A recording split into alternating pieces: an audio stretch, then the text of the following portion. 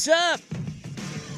Second round of the draft. I'm so excited. Yeah, I've been glued to my radio. Someone very prominent just asked, is it possible that a show can talk about the second round of the NBA draft for a full 3 hours? And the answer, we just found out, is yes. Yeah, and you're about to. Thanks to Danny Moran. Let's go. That And man that's his wheelhouse. loves the NBA draft. Loves it.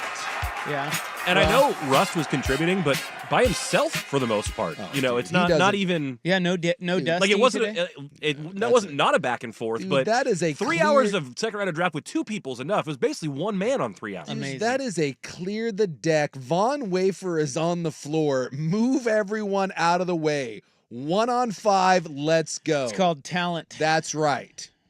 I did hear though when I was driving around. I mean, seriously, that's a lot of talent. That is a lot of talent.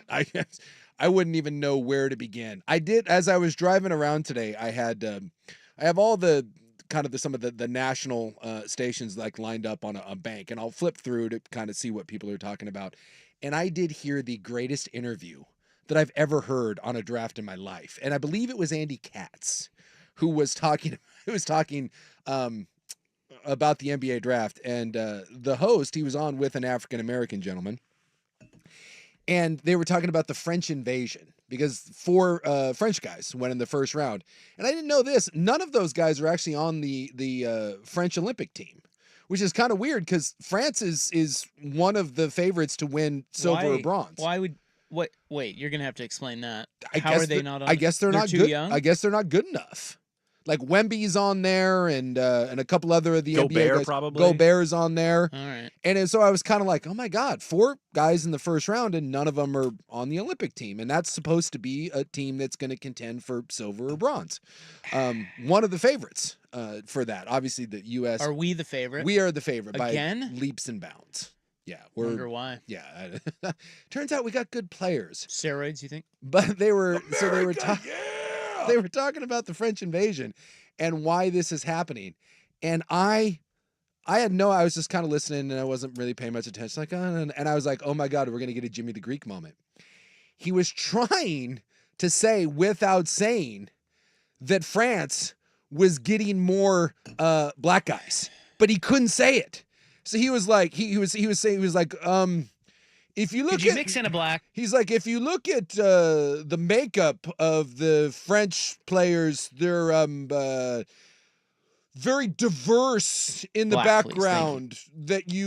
More diverse than you would think from traditional Frenchmen. And then he went on to be like, if you look at like Argentina and Lithuania, even Spain, that have had their rise in the basketball landscape, they don't have the diversity and the background of the players. I'm like, say it. Just come out and say it. France doesn't have the whites. And he would not say it. And it was so awkward. Well, they do have the whites. And they've always had the whites. Yes. But they have more black people now. So that's why they have better basketball players? Is that Black, what we're please, saying? thank you. That is what he was alluding to, and it was incredible, but he couldn't say it. And it was, you love booth tension. I'm telling you, it was phenomenal. Listening to someone clearly trying to make a point and then realizing, I don't think I can make this point. If I make this point, I don't know if I'll be putting on this headset again. What did the black guy say? I don't know if I'm going to be putting on this headset again. Nothing. He just laid out while it was just this awkward stammer through. And he brought up Argentina, Lithuania, and Spain and how they've all had their moments, but didn't have and he would just stumble. The diverse Black Dome. background. God. It was incredible. That was the best. It was the best draft analysis I've heard in the last 48 hours. I loved it. You seriously wanted to be like, I don't know, the team's not as wide as it used to be. Oh, you mean the country's not as wide? The country, yes, yes. The country. I did see resurface the clip that Isaac referenced yesterday. The Seth Greenberg clip was going viral again of the Mo Bamba comparison. Yeah. Yeah, Seth Greenberg once said that Mo Bamba was a hybrid between Anthony Davis and Joel Embiid. Yeah, not so much. You know. That would have been awesome, Hey, though. hybrids can mean a lot of things. He may indeed be a hybrid. What if he was just a hybrid of all the crappy parts and didn't get any of the good? You can be a hybrid of lots of things. Doesn't mean you're going to be good. And that is why today is one of the worst days in sports talk radio history. But, Yeah. I guess people want that content, right? Like, Yeah, I guess they want to know. Like, people are tuning in. Like, hey, Donovan Clingan, what do we? What's going on? Who's this guy? A plus. Right in the butt. I was watching the draft. So for those that don't, okay, several things here. One, Danny did a great show. If you want second round draft coverage, that is your man. It's over. You missed it. Yeah. Go back and listen to that. Go back and listen. Because he knows everybody way more about what's going on than we do. As a matter of fact, I'm still confused as to what the Blazers traded for today because they pulled off a bunch of trades, and it's very confusing. As far as I know, it's all like second-round picks. Yeah, as far as I know, the Blazers do not have a pick. No, they've traded away both of their second-round picks. Yeah. They got 3 firsts from New York, but how they got rid of and what they got for the second one is, dude, is a lot of confusion. It's just so one of their picks went through like 4 different teams. Exactly, and then it got traded like 5 times. I don't know. Who cares? It's the second round of the draft. I'm starting to get viscerally pissed. Not going to be in Portland. No one cares. There's one thing we know about the Portland Trailblazers draft. It's over. Wait. We think. Yeah, it's not over. We got a couple picks left, man. And by the way, officially, we are on Los Angeles Lakers watch. The Celtics did not pick LeBron's little bratty kid. So now we're at 55 right now. LeBron James. What else was I going to tell you? I don't know. You were talking about. I had a myriad of things. And well, you were talking about the coverage is over because that was Danny, and then we're confused about what trades Portland made. I know what I was going to tell you. I was watching the draft. For those that don't know, it's actually almost over. Yeah. Because it started just after 1 for some reason. Maybe they're trying to clear the deck for the debate. That would be no one cares. They just want to get this thing over with. Well, if no one cares, then why did you put it on a different day? Well, I think no one does care. The teams wanted it this way because it gives them a chance to kind of reset from what I was understanding that the second round was kind of like a very chaotic thing, and now with the new CBA. They want to be able to clear the deck, and that way you can kind of finagle some of these second-round picks, which have really turned into more of like cash and assets as opposed to players. So it just gives the teams a chance to kind of regroup. Well, anyway, I was doing my award-winning show prep, and I was watching the draft. I turned it on, and I saw that the Blazers may have drafted, is it Tyler Kolek? The kid from... That's correct, the Marquette kid. Yeah. I thought the Blazers got another... Wrong. Yeah, another white guy. Wrong. But they did not. No. They had already traded that's gone. That to New York. So New York picked Tyler Kolek, and I like Tyler Kolek. I saw him play in college at Marquette. He led college basketball in assists. So I was about to come on here and do a whole show on Tyler Kolek. This is breaking news. We have breaking news? It's official. It has happened. Bronny James has been selected 55th overall by the Los Angeles Lakers. Nepotism at its finest. That is phenomenal. I love it. And I love that they're now at ESPN are going to have to pretend that this was anything other than LA kissing the ass of LeBron James. How awkward is it when he walks into that locker room and everyone knows the only reason you're there is because your daddy wanted you there? Boy, that's awkward. Steal of the draft. I guess. No one else wanted me, but my dad said he wouldn't come play for the Lakers. Look at the Lakers, the draft room clapping right now. They're like, yeah. Got our guy. Got our guy. Got our guy. Look at Pelinka. He's smiling douche. I guess before the draft, they were saying, I guess old Clutch Sports was telling any team that if you drafted him, he won't sign, he'll go play in Australia. Yeah, Rich Paul was calling and threatening franchises. Draft him and you won't get him. I've never seen anything like it. Is that Kurt Rambis? It wouldn't. Is he still in there? It wouldn't shock me. I think that's Kurt Rambis. All right, well, still a part of the Lakers what else is Kurt Rambis doing? Well, anyway, what was I going to tell you? Oh, I was going to do a whole breakdown of Tyler Kolek because I like him. Yeah. I was about to give the Blazers some props, but No, it doesn't matter. He went to the Knicks. I wanted you to break down the big Quentin Post. Who's that? He's the new center for your Golden State Warriors. Thank you. Ooh. Is that a What do you Boston think about College? Buck? I don't know. Well, and he's I don't know at all. He's a big what? The Tyler Kolek thing was interesting. The reason that he stands out to me is during the season he was, I think, suspended for a couple games, and people said it was due to academics, and reports came out that he couldn't read. And then it required a compliance officer coming out and say, that's crazy. Of course he can read. Yeah. Anyone like spreading misinformation like that can kick rocks. Well, it came up yesterday that he had the worst Wonderlic score of anybody in the NBA draft comment history and wasn't going to get drafted because of it. People had to dispel that too. So someone likes to say that he's a dum-dum. Well, and is it possible that he is a dum-dum? Yeah, but maybe he can read, though. I would hope he can read. He was at Marquette, for God's sakes. Look, I played with some guys at BYU, which is a pretty decent academic school. Yeah. I played with some guys that, I think Dexter Manley admitted he couldn't read, right? Yeah, Dexter Manley couldn't read. Yeah, he came out and said he was illiterate. And, look, I'm not going to, not being able to read there's a spectrum to that, right? There's not being able to read and then at all. And then, you're not able to read certain level of books. There's degrees to that thing. Well, that concludes our second round NBA draft coverage. We think. No, it's over. Bronny's gone. Blazers are out. We're done. It's over. No more. I have nothing against that kid, but I just can't wait for him to fall so flat on his face. It kind of sucks for him, right? It does. There's not a part of this that you think if you're in his shoes, this is awesome, right? I don't know. He may be his head may be so far up his dad's ass that he has no, Well, doesn't he get paid? Yeah, on whatever second round contract, but he probably made more at USC than he's going to make as a second round pick in the NBA, Yeah, but he plays for the Lakers. He does play for LA. That'll get him some tail. Well, I think he already had that at USC. And probably already had that being LeBron's kid. Well, exactly.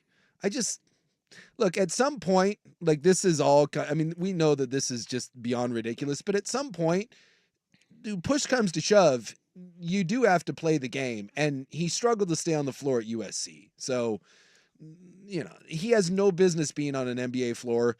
And it's going to be interesting to see how LeBron handles it once he realizes, oh my God, my kid's not any good. Because he's the dude that came out. And look, say what you will about LeBron. LeBron's the one that caused all this. He's the one that said, hey, my kid could play in the NBA right now. He's the guy that made this happen. This isn't a Los Angeles Lakers thing. He held him hostage. He's got a player option. He can opt in or out of it.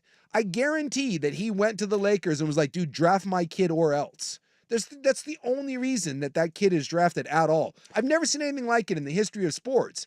But LeBron what he can't do is go to JJ Redick and say, hey, play my kid or else. You can't have him on the floor at 6'1" and just getting absolutely dominated out there. That can't happen. And so is it enough for LeBron to just have him on the end of the bench? Because he said he won't do a two-way contract. And so obviously LA knows that. This is going to be one of the more awkward things. And like I said, I've never seen more dishonest coverage of anything in my entire life than the ESPN talking douches pretending that this is anything other than LeBron holding LA hostage, where they have to be like, he's got upside and athleticism, and someone may be interested other than the Lakers. No one even sniffed him. Someone came out, some executive yesterday, anonymously was like, look, no one's touching this kid unless it's the Los Angeles Lakers. At least they're behind the scenes. Someone's being honest about it. And that concludes our second round coverage of the NBA draft. We think. Actually, it doesn't, because I was just reading about Kyle Filipowski, and that's great. Have you seen any of that stuff? I guess there's some kerfuffle about he's got an old girlfriend, and there's Mormonism involved. She was his babysitter when he was a kid, and now she is his girlfriend. Whoa. And there's a whole thing about... Well, I saw her consoling him last night when he was left in the green room, not picked in the first round. But I didn't realize the connection. Well, there's a whole thing about Mormonism and him being cut off from the family. It's a whole thing. I'm going to get into it. So our second round draft coverage is not over. Here's the situation. Hold on, everybody. It really never ends. You're right. And by the way, you think you can escape the second round of the draft? Nice try. And that concludes our second round NBA draft coverage. We think. All right, we'll get our poll question in next on The Fan. It's the Vancouver.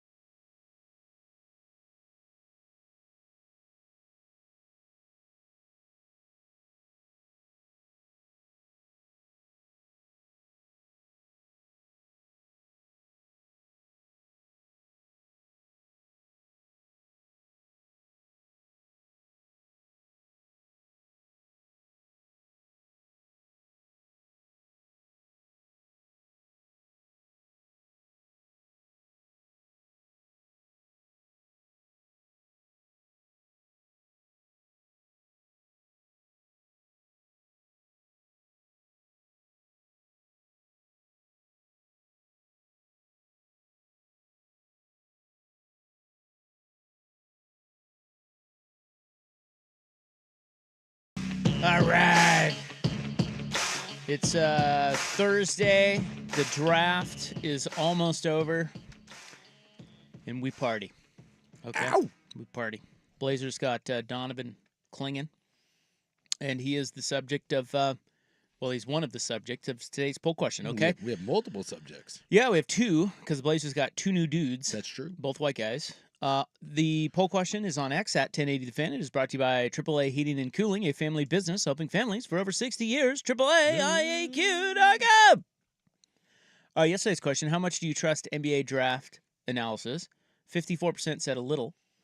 25% said never. And 21% said, I sort of have to, don't I? I think I would go with that.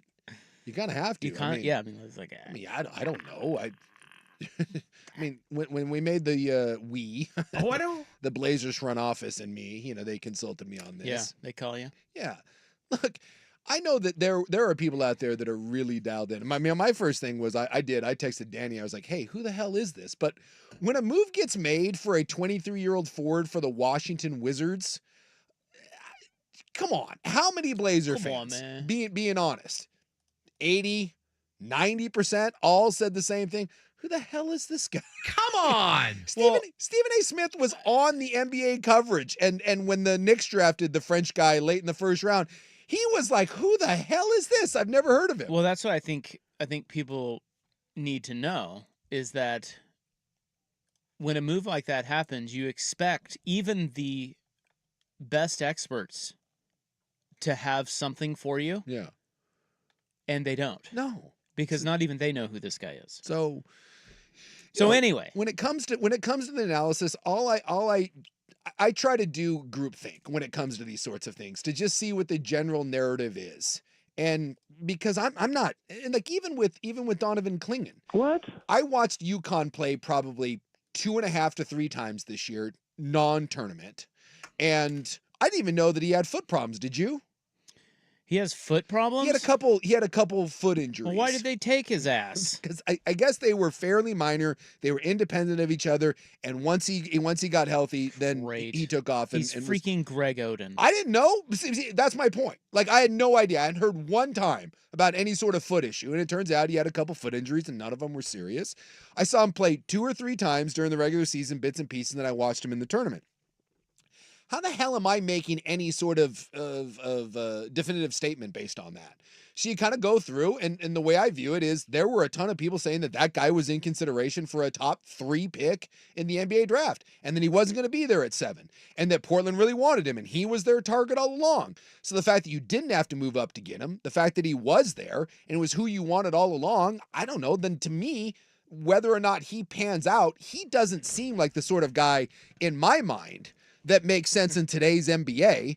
But again, I'm not a GM. I'm not building a roster. So if that's who Portland identified and that's who they got, then to me, that's successful. Now, 3 years from now, we may look back on this and be like, what a bunch of dumbasses. Why were they trying to get a heavy-footed 7-foot guy with potentially foot problems, right? Like, there's no way to know.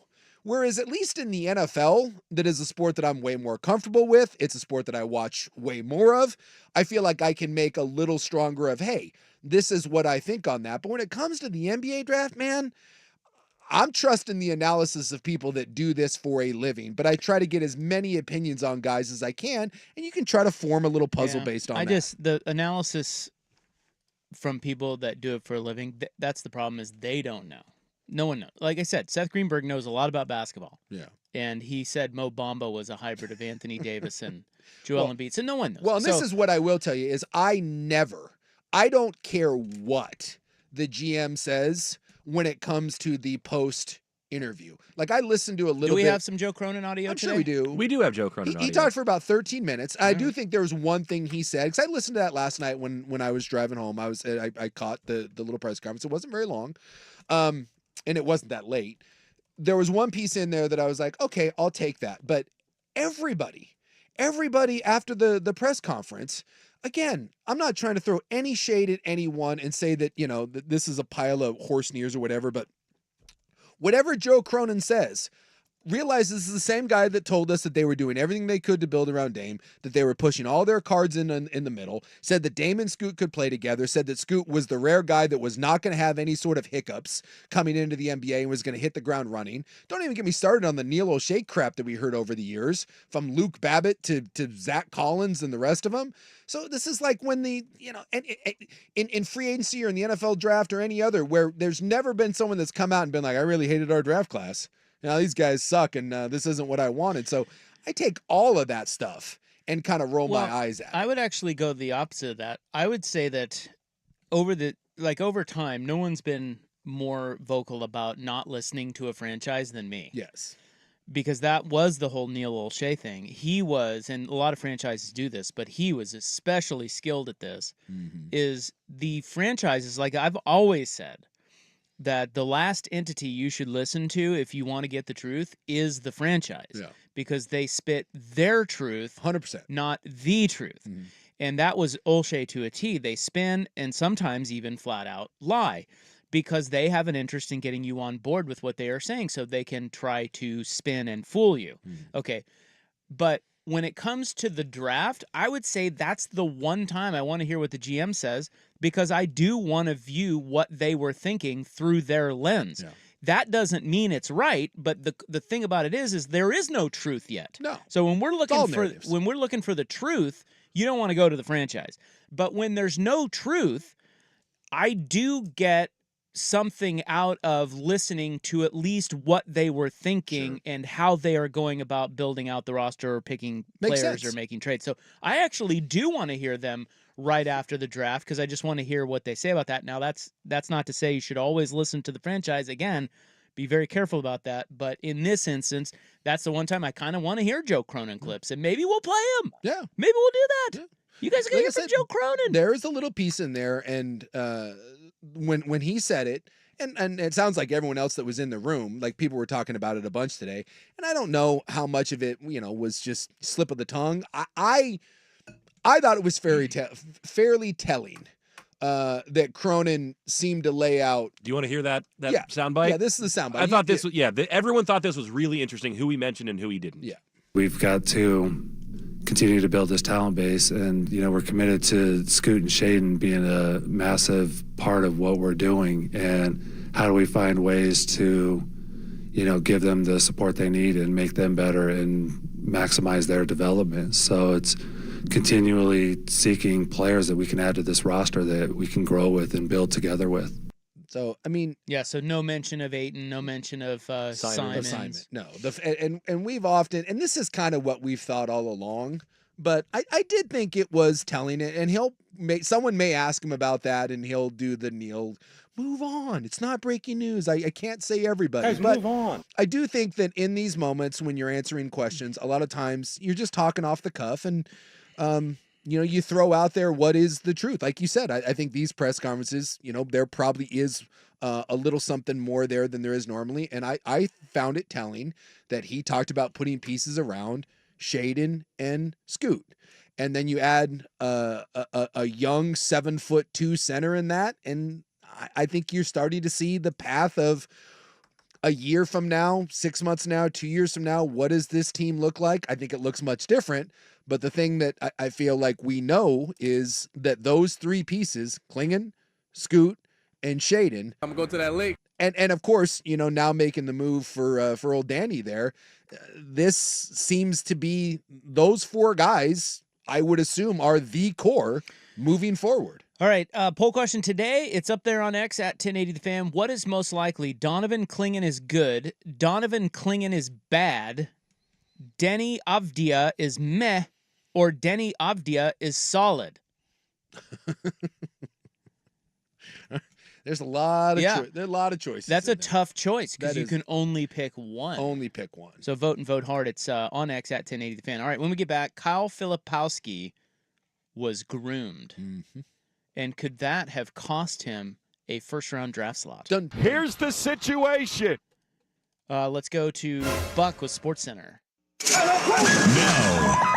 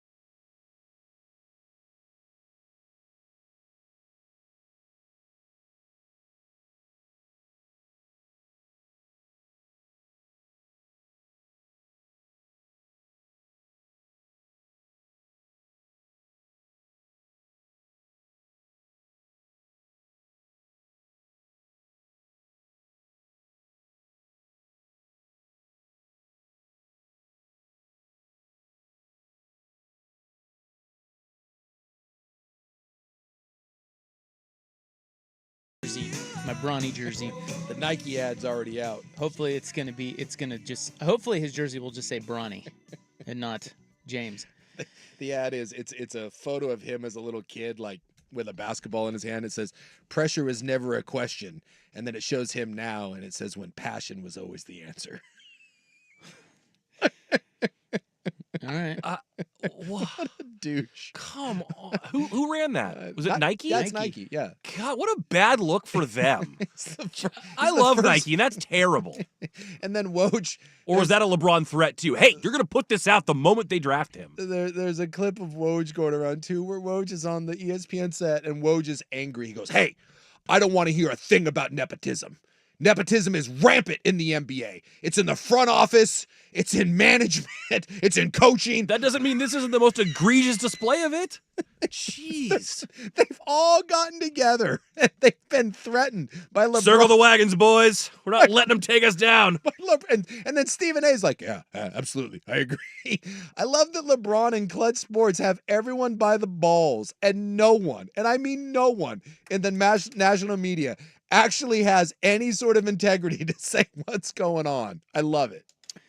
So now to Kyle Filipowski of Duke. He's the big white guy from Duke. Yeah.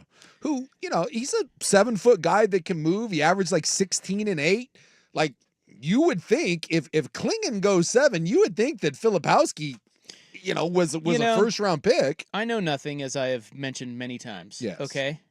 However, I have a hot second round draft take. Or no, a total overall draft take. Okay, what do we got? I like what Utah did.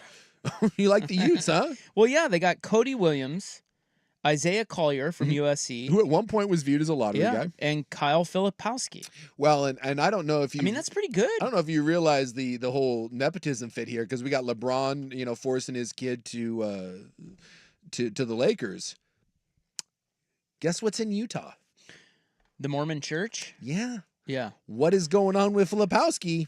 Yeah. Apparently, so he's been brainwashed. Yeah, so here's the deal. Filipowski, I guess there was a podcast where Jonathan Gavoni, yes. He is NBA a guy. big draft guru. He knows what he's doing. So he, as much as anyone can, know what they're doing. Yeah. But he's kind of the industry leader as far as weird draft knowledge goes. So he's talking with Zach Lowe, and he basically said Kyle Filipowski didn't have very good workouts, and he also didn't interview well. He said he was awkward and nervous. Yeah, but then he also mentioned that his relationship with his girlfriend is what may be turning some teams off, and he said he's heard it a lot from, in just whispers around the league that Filipowski's girlfriend, she babysat him when he was young. Yeah. She is like 25 or 26 She's 28. now. Oh, she's 28 now. Oh, because you know who's spreading this rumor? It's his family. Yeah, his brother and His mom are brother on social and mom media. are on Twitter. I've got that right here, but I was teeing that up. So she apparently babysat him. They now date, and the speculation is, or the accusation is that she was grooming him for the Mormon Church and to get in his wallet at a very young age. She's managed to technically do that and cut him off from his family. So here is Daniel Filipowski, Kyle's oldest brother. He is on Twitter and he says, "I am Kyle's oldest brother. You all don't have a clue of the extent of this story that has to do with his girlfriend. There's a story that has been pushed under the table for nearly 2 years now." Well, I don't know who this is. Somebody saying, "Hey, DM me." And this guy, Daniel, says, if Gavoni responds to my DMs, he would be able to get the full story that no one knows about outside of who's involved, Duke coaching staff and his agent. And then this guy says, "Oh, wow, hit up Giovanni. I'm not the right NBA newsbreaker for a big story like this." And then he says, other than messaging him on IG, don't know how to get in touch with him, but look up and read on Mormon grooming and brainwashing, and you'll find some introductory details in there to connect some dots into the story that is going on here. Yikes. Then Mom chimes in, Becky, and she says, "You are opening a 2-year issue," and she is 28 with an endgame 3 years ago to have a diamond ring on her hand. When Kyle left Duke, he was still in high school. Yeah, I guess when she had already graduated college, she took him to his senior prom. Uh-oh. Yeah. Yeah. And then there's a bunch of photos of her like on Instagram doing Mormon church things. And so she's doing a little hawk tua. I get maybe some soaking going on. I don't know what's happening. I just think it's great that if we can do the whole LeBron forcing Bronny to LA, can we think that maybe this is a giant Mormon scheme to have Filipowski fall in the draft so that the Utah Jazz, home of the Mormons, can scoop him up? Well, they did. Yeah, now they did. If that's true, it worked. Hey, you know what? I like where this is going. It was kind of weird. Now, I did hear some stuff about him before the draft on some of the podcasts I was listening to that people don't think he can shoot very well and all that, but neither can Klingon. And I'm not saying they're the same player, but like they have very, very similar numbers. In fact, Filipowski's numbers are actually a little bit better. He might have a better offensive ceiling than Klingon. Yeah, but he's not the defensive player. Right. But it's just weird that like a 7-foot athletic guy that can move around, who was a really good college player, fell all the way in the draft. It's kind of strange. But wouldn't that be something if teams were like, I don't like this Mormon thing? There aren't a lot of BYU kids that get drafted. Yeah, I mean, Jimmer. But I think that's mainly because we don't have very good basketball players. But still, yeah, you're not like France. No, you're not very integrated. We are not. We don't have the diverse background, according to Andy Katz. Yeah, I guess I can see why that's a huge deal for teams, but I don't really know why it's that big of a deal. I don't know. Maybe he's seen as gullible and like. Well, is it possible too that you're just if you meet a kid and again you don't love his game, but you think he's athletic and you think he's a project, and then you're like, man, this.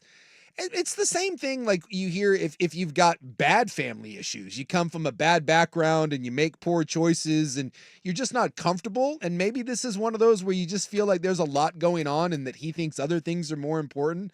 I don't know. Or maybe they hate the Mormons. I couldn't tell you. Our good friend John Bertrand is in. He says, I watch a lot of Duke basketball. Kyle F. is a piece of crap. He reminds me of Zach Collins. Enough said. Oh, wow. Yeah, Filipowski, I forgot. He's the guy that did the flop. My knee. Yeah, in the court storming. The flop on the court storming. He wasn't hurt. Little bitch. I just love that his mom and brother on draft like night are just kneecapping him. They're kneecapping her. Well, yeah, but in return, they're trying to blow the whistle on this story. Like, hey, look at this, man. Our son got hijacked by this bitch. There are people. I do know. Be careful with this one. I had someone once come to me as someone that used to attend said religion. I often get approached by people looking for like the inside scoop, and I tell you. And I said this, by the way, when I was going to church. You should not use me as any sort of barometer for what the Mormon church has going on.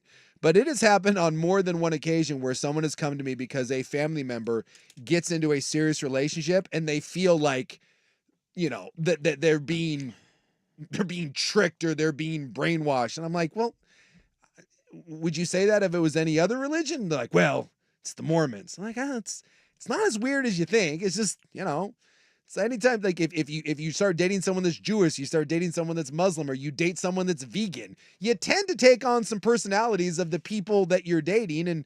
But the Mormon thing does kind of weird some people out from time to time. Someone brings up a good question on the text line. Are we burying the main story? Was there some illegalities going on if she was with him when he was underage? Were there? It's possible. Quite possible. But if he was a senior, then, maybe he was 17, Well, I 18, feel like that's when they probably came out with it, but... she was his babysitter. Yeah. But I don't think... Not even the family's saying she, A second Duke fan is in, says, I would not want Filipowski on my NBA team. He's a giant soft bitch. Wow. People are coming after him. Oh, Deal's in too. You know who runs the Utah Jazz now? Danny Ainge. You know what Danny Ainge is? Mormon. Yeah. Dude, this goes all the way to the top. Danny probably sees a lot of himself in Kyle. Oh my gosh. The Mormons are at it again. All right. Well, good luck to him. I don't know. Coming up next. By the way, I state for the record, I know nothing about Filipowski. Maybe he's a wonderful human being. I don't know. Perhaps. There's some great Mormons out there. Some He of the did go nicest people you meet. But he went to Duke. That means I don't So like we have him. to hate him. Yeah. But do we hate JJ Redick again? And the story is totally believable. Oh, 100%, yeah. All right. Coming up next, Primetime follow-up. 344 on the Fan. I think there might be soaking going on. The afternoon round of the 10th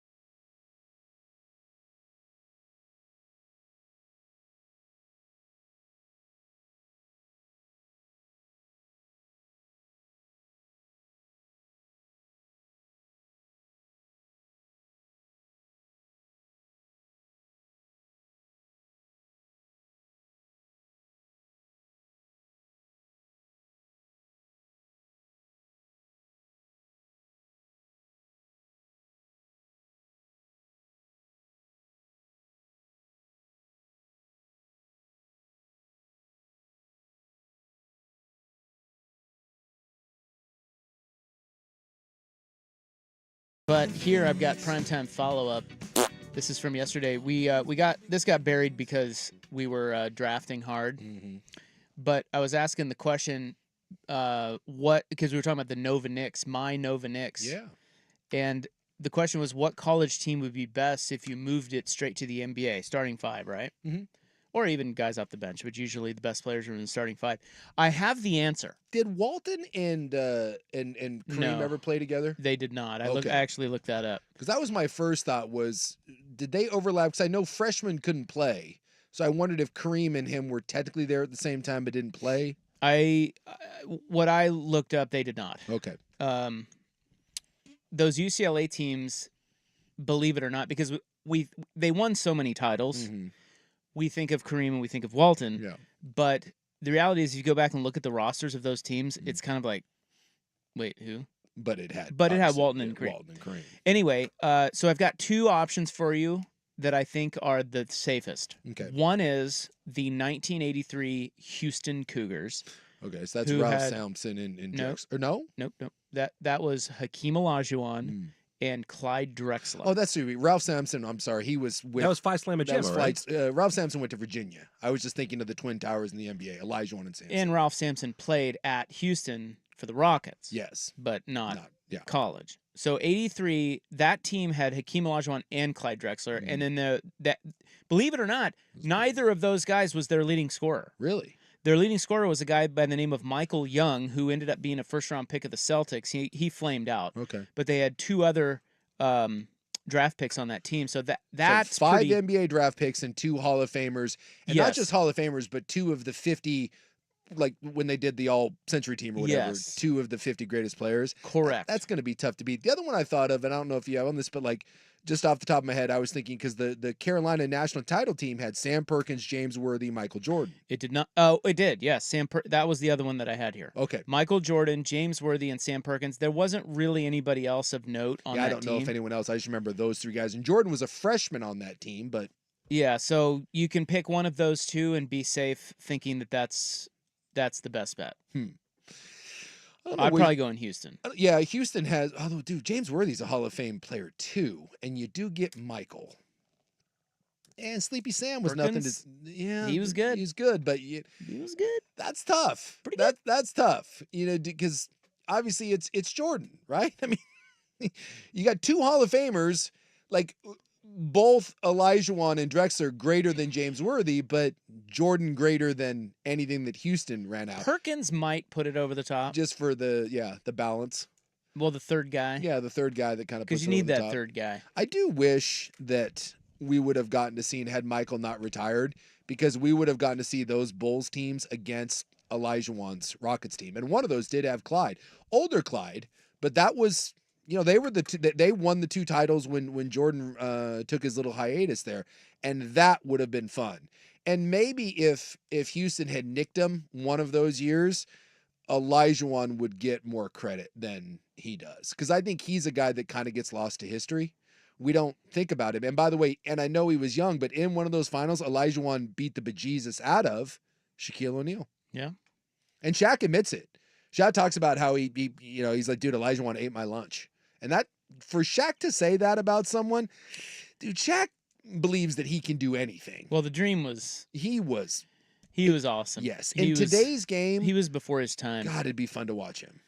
Uh, People so say like the Michigan Fab Five, like no, Jalen Rose and Jimmy King and Chris Webber compared to that. Stop it. And that's the thing. You that's why it's kind of a tough exercise. Like, you do go through teams and you go, oh, that old UCLA team that had Westbrook and Collison but and most have Love. 2 or, you know. That's not that. I And mean, Zook, you asked about the Kentucky teams Yeah. yesterday, and I've been going through, and there's a bunch of them that have 2 or 3 really good players, But but they all but miss. it's like 14-15 had Karl Anthony Towns, Devin Booker, Willie Cauley-Stein, Trey Lyles. Like, that's solid, but it's not going to be. It's again, it feels like every one of these teams is going to have 2 like studs, but you're not going to like.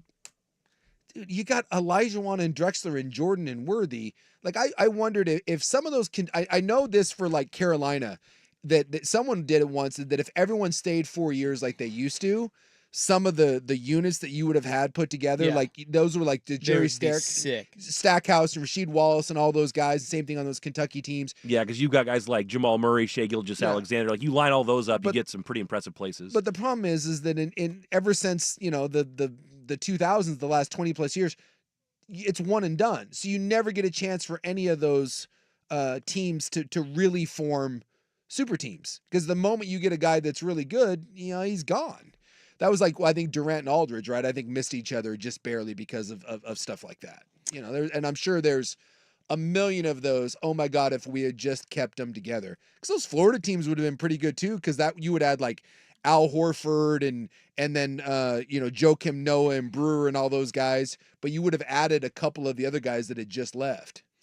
Yeah, but even that, I mean, that's no Hakeem Clyde combo. That's pretty good. That's pretty It's good. hard to beat that. Yeah. Right there. Okay, we're going to get into this NFL story. They lose in court, and one of the reasons the Lakers draft Bronny is because not even the teams care about the number 55 pick. No. So who is the greatest number 55 pick of all time? I have the answer to that. Ooh, I like it. Next hour on The Fan.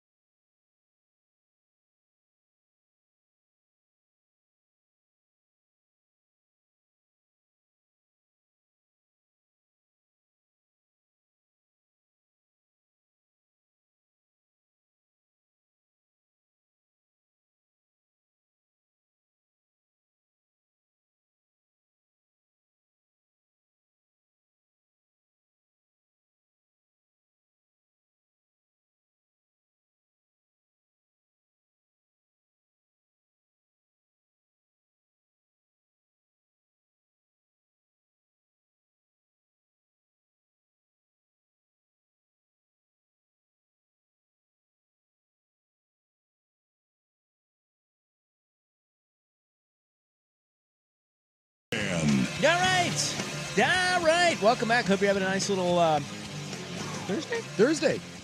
Yeah, Thursday. How about that? A little rain this morning. A little what now? We got a little sprinkle this morning. Yeah, it rained at the house there. And which is great because it means I don't have to water. Yeah, I turned off the sprinklers. So we had a good time yesterday. We were out at 10 Barrel Brewing. Yeah, thank you to all those guys out there and everyone that came by. It was a good time. We were doing some drinking, and Suk was getting iced. Yeah, Suk got iced. Never had it happen before. When I came into the office today, somebody from sales said to me, "How'd the rest of the show go?" Because they were there, and I said, "Oh, as far as you know, it went great." Yeah. And they said, "I heard somebody spilled something on Suk or something." That's what she said. Oh no, someone tipped over a water. There was that. Huddleston's kid tipped over a water. No, on I me. think she was referring to the ice thing. Yeah. But it's just funny how the game of telephone. It's like all of a sudden I heard Suk was in the bathroom getting Haktua. It happens. You know. I don't know. Head coach? God. What? Spit on that thing. I've never been iced before. Actually, I think they attempted to ice you and you refused. Correct. Yeah. So you had to chug. Their version. What is that thing? It tasted like a hard lemonade. You ever had like a Mike's Hard Lemonade? Yeah. It A tasted, sugary malt beverage. yeah, sugary malt beverage. Because like the normal one is the Smirnoff Ice, and that's like the running bit for years is someone like you surprise someone where they Smirnoff Ice and then they have to chug it.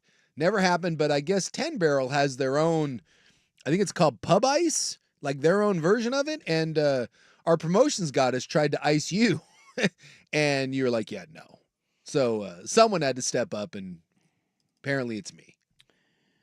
You're the hero. Glad I could be there for you. Yeah, I'm not chugging a Mike's Hard Lemonade. I'm sorry. You could. I'm not 12. It was a Pub Ice. Wait, 18. Wait, 21. What is the average age of someone that tries a Mike Hard Lemonade? I'm guessing that's underage. We were underage when that. Yeah. Because remember the Zima thing? Ours was Bartles and James. Yeah, Bartles and James, and then But the Zima. Smirnoff Ice basically is a Zima. I mean, Right. it's Yeah. Yeah. And look, say what you will about Zima. If you showed up to some sort of shindig when you were like 17 with a 6 or a 12er of Zima, the ladies were very, very happy. well, and based on our age gap, I'm like 6 or 7 years younger than you. I just remember the Zima commercials during football. They were so effective. Everyone was so hot. You'd crack a Zima, you cool off, everything turns icy around you. Zimas are a bit like Swifty bracelets, like, this one I have on here. Yeah.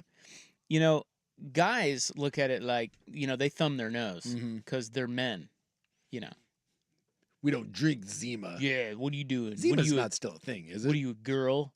I think they tried to reboot it when all the seltzers and other malt beverages were making a comeback. So I think they did like a special edition thing. No, it's here. You can get it $7.49 for a 6-pack. But the guys would look at it like, and then they like, I love to wear this. This is from my little niece. She made this for me. And so I wear it, and I love to wear it in Kansas because I love to watch, especially old men, look at it. Yeah, they get and it. I can see their brain. Is he gay? I'm gay, I'm gay, I'm gay. Is he gay? It's just funny to me how people react. At any rate, that's kind of what Zima is, because I will tell you, when you wear one of these little things, women love it. Hop on this jock. And then you tell them the story of it, and they're like, "Aw," and then and then it's Haktua. But we judge you. The men. Yeah, the man. manly I would man. never wear that. Well, Spit on that thing. well, White Claws had a real negative connotation for a while, and I see a lot of dudes now being White Claw outlaws. 100%. That seltzer thing was mocked for a while, and Yep. now I see dudes drinking. Was it Trulies and No laws when you're drinking claws. Yeah, dude, those Spindrifts. Yeah, they're out there all the time. Yeah, they spiked the spin drifts now. Those are nice. All right.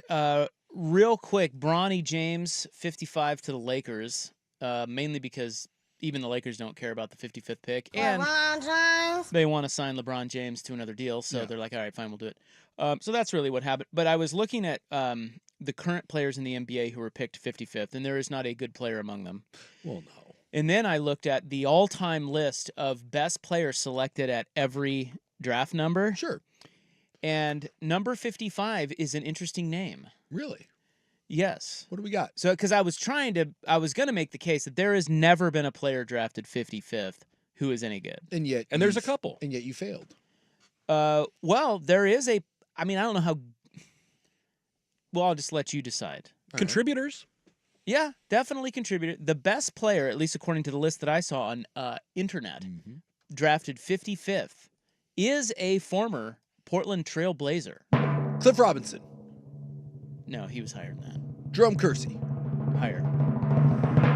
The great I'm just thinking of other Blazer second-round picks. Patty Mills Oh! went 55th. Okay. He's more of a Spurs great, but, Yeah, he was terrible for the Blazers, and then he went to the Spurs. But the Blazers made the pick. And he was good. Yeah, he won a championship or two Yeah. with San Antonio, if I'm not mistaken. I also saw Louis Scola, who was pretty effective for a while as a power forward. Scola. Yeah, Scola was the one in that. Remember that Blazer Rocket playoff series? That dude, he gave the Blazers the business. Like he's Aldridge. probably even more effective than Patty Mills. At least, I And mean, he he just- was years before. But And he was just boy, he just looked smelly. No. he had that just that sheen on him. his hair's kind of greasy usually. 100%. If you go to 57, you get Manu. Oh, okay. He went 57th. I do love when people are like, "Oh, second-round picks don't matter. What about Manu Ginobili?" Okay, well, once every 9 years, you get a needle in a haystack. Don't so, forget, Nikola Jokic was drafted in the second round during a Taco Bell ad. Gilbert Everyone Arenas. reminds you of that. Oh yeah, Agent Well, Zero. Jokic. Yeah, Jokic was Wasn't second-round he a pick. second-round Yep. pick? Because And, he didn't get MVPs in the second round. Draymond was a second-round pick. I mean, they do happen, but here's the thing: no one. It's like when you draft a quarterback in the 5th round and he turns out to be good. You didn't think he was going to be good, which is why you drafted him in the 5th round. That's Brock Purdy, Tom Brady. yeah. Every one of those is I don't know. I guess he's the king of the dip. Exactly. Yeah, why not? We'll take him. Don't you think that we put way too much stock into how much thought teams put into those types of picks? Yes. Like, did you see the Lakers war room when they made that pick? They were just like, fine. Like, they were we like, don't even care no, here. you know what they did care about? LeBron James not signing somewhere else. exactly. So they were like, whatever, It's exactly. Yeah, like, but they wouldn't do that. Let's just say the draft were only one round. Yeah, They LeBron's- ended up yeah. getting Dalton Connect at 17. Yes. Good little pick. But they ain't taking Bronny. No, they'd be like, look, LeBron, we know, we love you. I understand you want to be on the team with your kid. I get it. You want to sell some shoes and do some Nike hats. We're not drafting your kid at 17. If he's there at 55, sure. Fine. But I do love got that, us. I do love that they threatened the rest of the league. Swear to God, if you take us, we're going to Australia. Well, some people thought that the Lakers might want him so bad that somebody else could draft him and hold him hostage. But then people said, no, Rich Paul is actually powerful enough that you wouldn't want to tick him off in doing that. Seriously, Bob Myers, who was the GM of those championship Warriors teams, this isn't just some idiot. This isn't Stephen A. Smith popping off. Bob Myers said He was making those calls 2 years ago. Yes, he literally said that LeBron's agent, who is one of the most powerful people in the NBA, threatened the rest of the league. You better not screw this up for us. It's amazing. And then everyone else just kind of fell in line. Like, Well, everyone's terrified of LeBron James. The reality is, as funny as that kind of is, it worked. It worked. It got Bronny to LA, and that's exactly. LeBron said this years ago, didn't he? Yes. Didn't he say years ago he wanted to play with him? Yes. And now he's got a. And he teed up his contract for this year, 100%. right? Like he knows he has orchestrated all of Yes. this. There's a reason why the kid that averaged like 4 points a game at USC stayed in the draft, because LeBron was like, no, dude. You're going to LA. You're fine. I can make this happen. And people have asked, like, why wouldn't you wait a year and develop more? Well, because this draft was so bad, you couldn't have justified taking him this late in another draft. It's kind of brilliant. I just love how everyone has to go along with it. It's like when you have the it's like, remember a couple years ago when we had the boom of NIL and all the super hot college athletes, all the ladies were making all this money, and we had to pretend that it wasn't because they were hot, and the guys were like, well, she's just really good at the Cavenders, who no one's ever seen make a basket ever. They're like they're very talented girls, and they're great at TikTok and the dances. And can we just say what it is? They're really hot, and people like hot girls that play sports. Like, we have this weird ability to as a media to just go along with a narrative so that we don't have to deal with uncomfortable truths.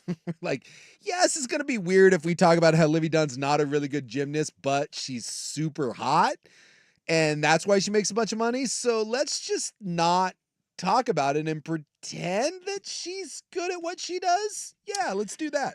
Okay, so the NFL lost in court today. Yeah, big time. Big time. Although this thing is far from over. Yeah, they'll do some appealing. But this was a trial. Yeah.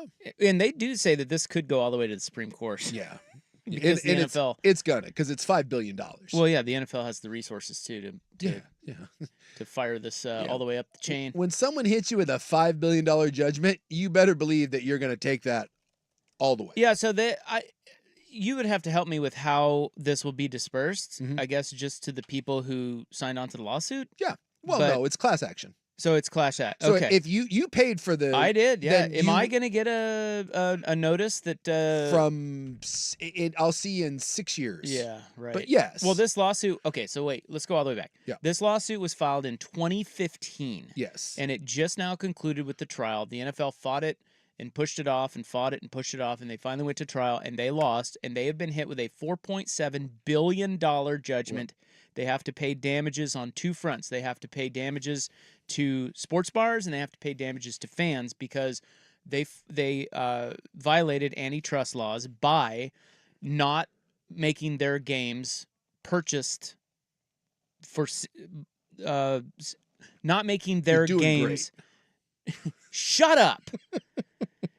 Well, I don't get they break my head cold, but they made you buy all the games with Sunday Ticket, and you could not, sports bars or fans could not buy single games. Yes. So because of that, they were sued way back in 2015. They lost. They have to pay almost $5 billion on one side, and they have to pay $96 million on the other, and they will most certainly appeal. But that is a huge amount of money. The plaintiffs wanted $21 billion. Yeah. Only got about looks like 4.7. And I have ruled. I've seen a handful of people that do think the NFL is eventually going to prevail in this. So this case was filed in 2015. It was dismissed and refiled 2 years later. And they do think that when this goes up and gets appealed, because the NFL does have antitrust exemptions with their TV contracts, hence they can give the TV contract to some people and not to others. And so the NFL basically was making the argument, which is why the case got tossed. Well, of course we have TV deals. We have TV deals in regular, like network broadcast television, and we have, this deal over here. There's no difference. And that's why the case was originally tossed. Well, they filed it in California, and they got a jury to say, no, those are two separate things. Yes, you have antitrust over network, but you don't have antitrust over the streaming cable thing. And it's kind of a new front. So I have read several legal bros that think that the NFL is on pretty good footing when this gets appealed up and it doesn't end up in the hands of a jury. That there's a difference between a jury looking at the NFL and being like, this is unfair, screw you, as opposed to going by the letter of the law and being like, no, this is no different than the NFL negotiating with ABC, NBC, all that. Well, so, we'll see. I can't wait for my little card in the mail that's very convoluted and has a bunch of words, but then tells me to go to a website and put my name in and you get $80. Yeah, prove that I paid $300 and some dollars for Sunday Ticket for so many years, and then they cut me a check for $99. Yep. And it's all good. Yeah, because they're saying that not only were you forced to have DirecTV or nothing, but that because of that, DirecTV could charge whatever they wanted, and that if you spread that out to other people, then the prices would have come down, and they artificially kept them high, and there you go. All of a sudden, $5 billion. And while that would suck, the NFL, if they have to, they can write that check. Well, yeah, I mean, they always can. Yeah. I mean, but no one wants to write a check for... They don't like it, $5 billion. But they can always write that. But this thing is going to drag on for so very long. And much like everything else, the real winners in this, the attorneys. Yeah, I think that's right. Getting a lot of dough, man. Well, let's say this thing is around a $5 billion settlement. I guarantee the lawyers are taking home 2 of that. They are putting a lot of money in their pockets. So Roger Goodell comes in like, gosh, I don't know if we should appeal. This is costing a lot of money. No, you should definitely appeal. Yeah. Keep appealing. It's going to cost you more money, but you know all what? the way up to this. Keep appealing. I think we just keep appealing. Appeal. Keep us on retainer, please. Yeah. Thank God. I have a new home I need to pay for. All right. One other NFL nuggie that we have yet to discuss is the potential quarterback salary cap. Yeah. And we will get to that I've been talking about this for years. when we return on The Fan. The home of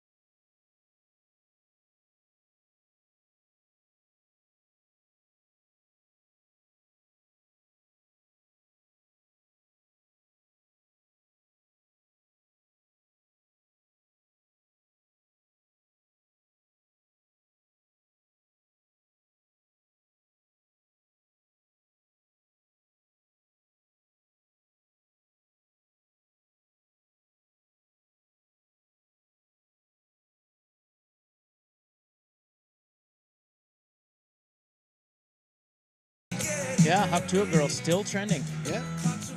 Still. Keeping a low profile, though. Yeah, right? You haven't seen anything else from her. No. She's just in negotiations for guaranteed. massive paydays. They said she signed with like a talent agency or something. Are you serious? Yeah. At least that's what they're saying. Now, what if she were your daughter? If How would you handle that? I would say, dude, make as much money as you can because this thing isn't going to last. So, Well, but I mean, how would you feel if that Oh, was I her saying, oh, Hawk Tua, okay. spit on that So thing? it turns out Spit on that thing. so it turns out your hot 23-year-old daughter has sex. Oh no, whatever will you do? Well, I don't think it's that she's had sex. I think it's that she has gone viral for saying, Hawk Tua, spit on that thing! Spit on that thing. Different. I think I would laugh about it and just be like, because it would be my oldest. I'd be like, really? Really, Taylor? And then she would probably smile and shrug her shoulders, and I'd be like, all right, Spit on that thing. get as much money as you can. If she is smart, depending on how far she wants to go, this will be worth millions of dollars, and it will set her up for seemingly at least a good chunk of her life. Would you buy some Hawk Tua merch to support her? No, I would demand it to be free. It's my daughter. We could get you a T-shirt.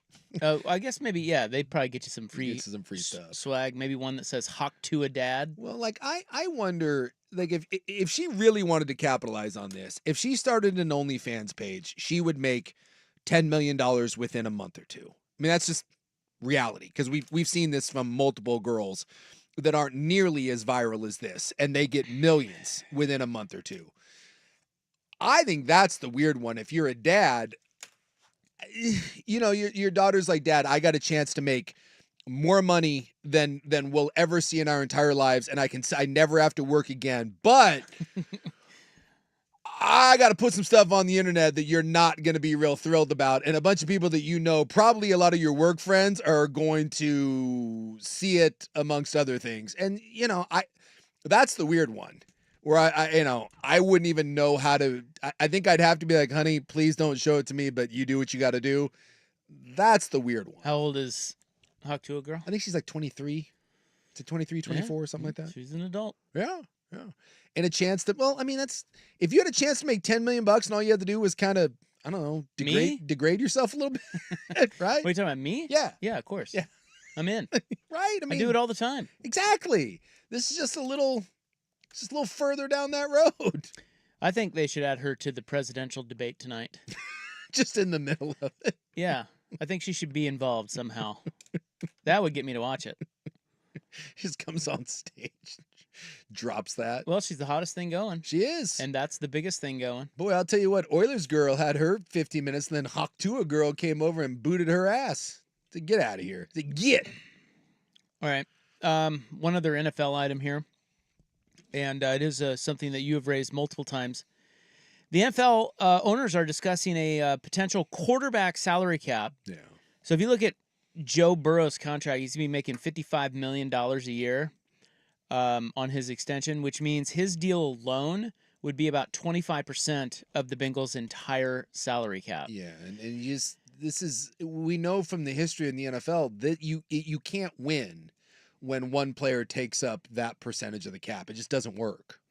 So what they're talking about is more of an NBA type model where the NBA has like max contract and then they now have super max contract for, free agents and long-term deals. That is something that I would imagine they will do. I just think they got to figure out how to structure it. Yeah. And how to make it happen. I love that they're at least having these conversations. This is something, like you said, we've been talking about for years. They need to adopt some NBA tendencies here. They already have the slotted rookie contracts. You already have the fifth-year control, the team option when you draft them in the first round. The two things that need to occur, you need to peel off a separate one for quarterbacks where it doesn't count. Make a percentage of the cap. As the cap goes up, your salary goes up. That way the PA will sign off on this because the NFL PA is not going to be like, well, you're not going to stop paying quarterbacks. That ain't going to happen.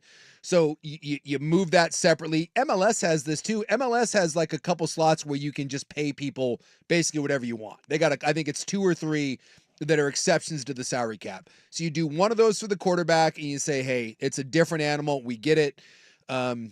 This isn't spilling over to the rest of it. And the other players will be for it because it's going to raise the bar for what they can get paid, because as the salary cap expands, the quarterbacks are still going to eat up such a big percentage of it. If you got rid of the quarterbacks, there'll be more money to spread out to the other positions. So the NFLPA will sign off on that. And I would love to see the NFL do a kind of what the NBA does with the mid-level exception. I would love to see a service exemption, because what sucks is when you get a guy that's played in one spot for let's say 8 years, and he no longer is the elite player that he once was, and you can't keep him around anymore.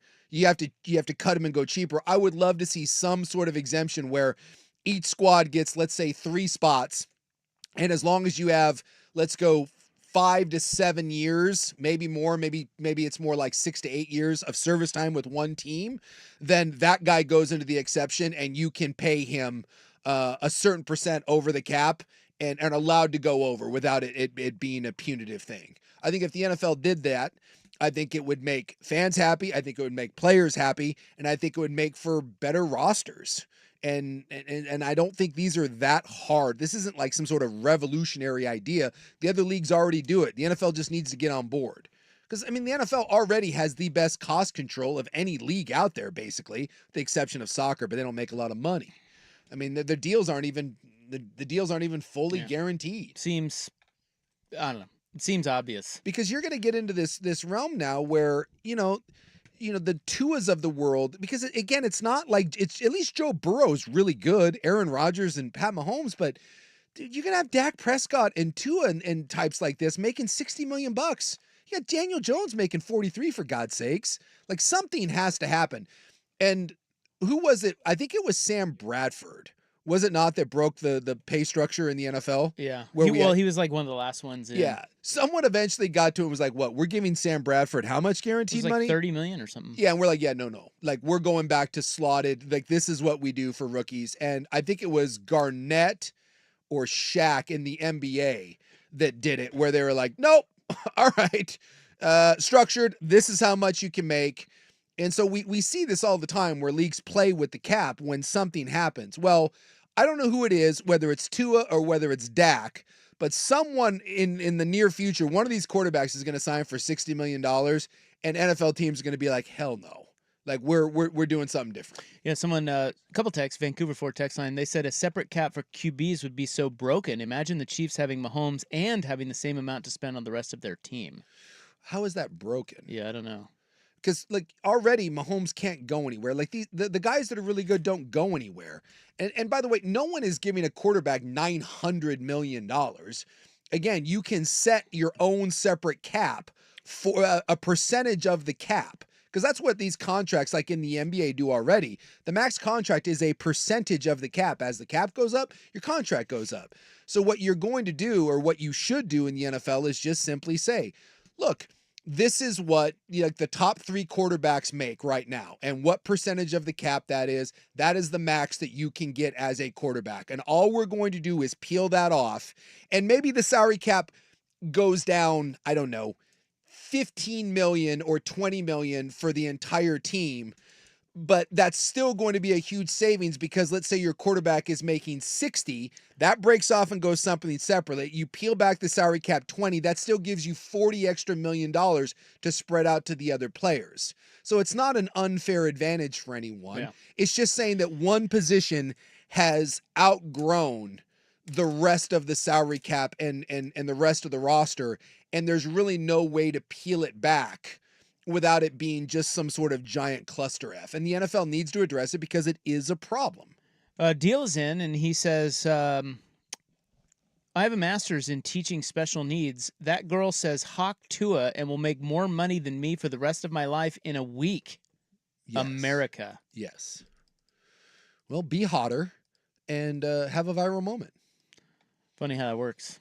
Deal's a sharp guy. He could pull it off. Maybe not with Tua, but he is sharp. You know, the weird part about that is she had nothing to do with that.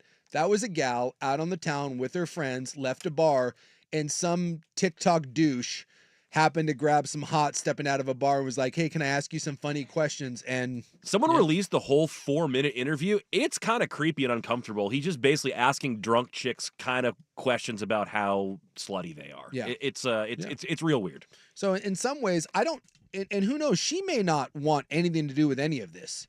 She may just be some gal that woke up after a night out with her friends and was like, oh my God, I'm now the most popular thing on the internet. Some people would love that and think it's the greatest thing in the world, and other people might be really uncomfortable. You have not heard boo from her since. We do have audio. I like audio. Yeah, it's already made its way into sports. And amazingly, the sport that I might expect it in the least, it's made its way into a baseball broadcast, a St. Louis Cardinals baseball broadcast.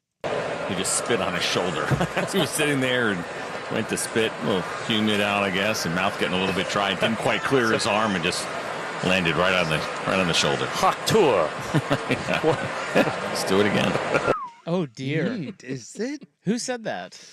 It would be the Cardinals broadcast team. I'm not sure if that's radio or I think it's TV.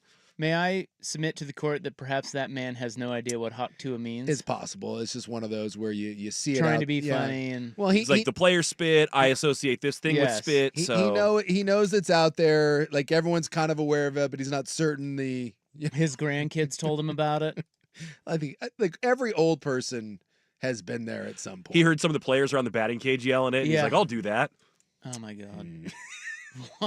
Wow.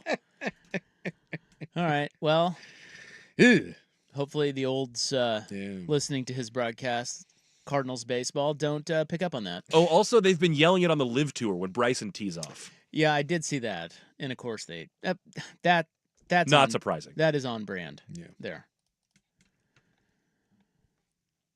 All right. Want to do in the news? I do. I'm trying to watch the damn NHL awards, and it keeps giving me playback error on our stupid streaming TV. How am I supposed to find out First world problems. Who's winning big NHL awards? In the News is next. Here's Buck. Now from the Fan Sports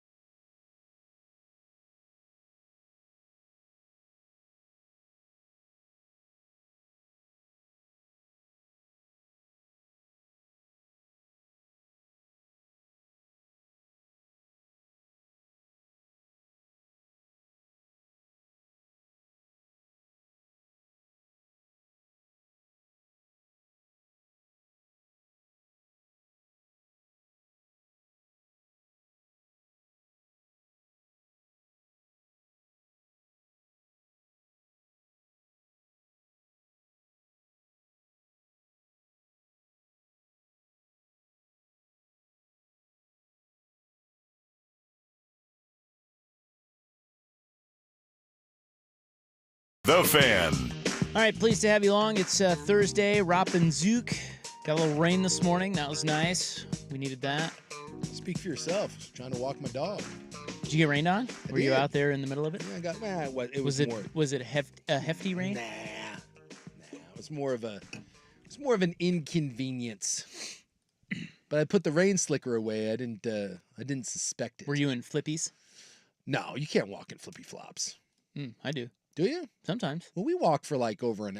We usually go for an hour plus. Well, if I'm going on an hour walk, I wouldn't Yeah. wear flip flops. But No, the big guy needs a hefty walk. Otherwise, he gets a little. He gets a little squirrely. little rambunctious. Little rambunctious. You can't have 160 pounds of rambunctious running around the house. That doesn't work. It is June 27, 2024. It's time now for In the News. I'm your newsman. Hello, thank you. Thank you so much. Please be seated. If you're already seated, please stand. Nah, I'm not. For me. Are you kidding me? Spit on that thing. It is National Bingo Day. Oh, all right. I haven't played bingo in years. I don't even know if the parlor's still open, but there used to be one over in Hazeldale, and we used to go by there years and years ago, and we played bingo with the olds. They take it very seriously. Yeah, there's nothing wrong with bingo. It's a fun game. Yeah. Very simple. Get the little daubers out and Good drinking game. don't mess with like the olds though. They play like 10 cards at once, and they have lucky like talismans they bring, and you can't screw with their system or they get very, very upset. Yeah, well, that's their prerogative. Yeah. They're old. Yeah. That's all they have left. It's their thing, man. We also have it as National Onion Day today. Do you like onions? It You an onion depends. guy? I don't mind onions as long as they're in proportion. I'm a big onion guy. Love onions, all kinds. I don't Me like too. onions to be overwhelming. They need to be. Sometimes you can overdo them. Like when I get a Philly cheesesteak, I love peppers and onions, but I always ask, can we have a good balance? Because sometimes they just load up, and Yeah. it's overwhelming. Yeah, I can see that. Yeah, you need. Sauteed onions, though, man. Oof. Oh yeah. Ooh, You baby. get a saute or some grilled onions, throw that thing on a burger or whatever. Even a nice hunk of it on like a kebab, it's good too. Now we're talking. Well, the big news around town today is everybody bitching about this new, what is it? Like it's called like a referral center or deflection center. Did you see this? Deflection center. Well- is this the homeless thing? Yeah, well, it's not a homeless thing. It's like if you get, so this starts in September, and if you're caught with illegal drugs Yeah. in Multnomah County, the police can drop you off at this place. It's a 24-hour service, referral center. Basically, instead of facing arrest or going to jail, you go in there and you detox, and they help you with your drug problem. Okay, I like it. Okay, well, Yeah, makes sense. the But the people- neighbors aren't going to be the happy. people that are around it don't like it. Yeah. And they're like, well, what the hell does this do for us other than bring a bunch of drug addicts over to our Sure. neighborhood? So they've put it at 900 Southeast Sandy. It is right across from Soho House. And Soho House, we talked about this. It's like this sort of, it's not really a country club. Yeah, it's like a social club. Yeah, it's like a social club. You have to pay a couple $1,000 a year, and you get access to it. And It's there's got a bunch gym of different cities and bars and everything. Yeah, Yeah. Portland has one. Yeah. They opened one over there, right where, right. right where they're putting this thing. Well, can I ask the question though? And I'm being dead serious on this. Like, I understand no one wants the homeless and no one wants the druggies around them, and I totally get that. But they got to go somewhere. But isn't this best case scenario because you're getting them as they're coming out after being detoxed?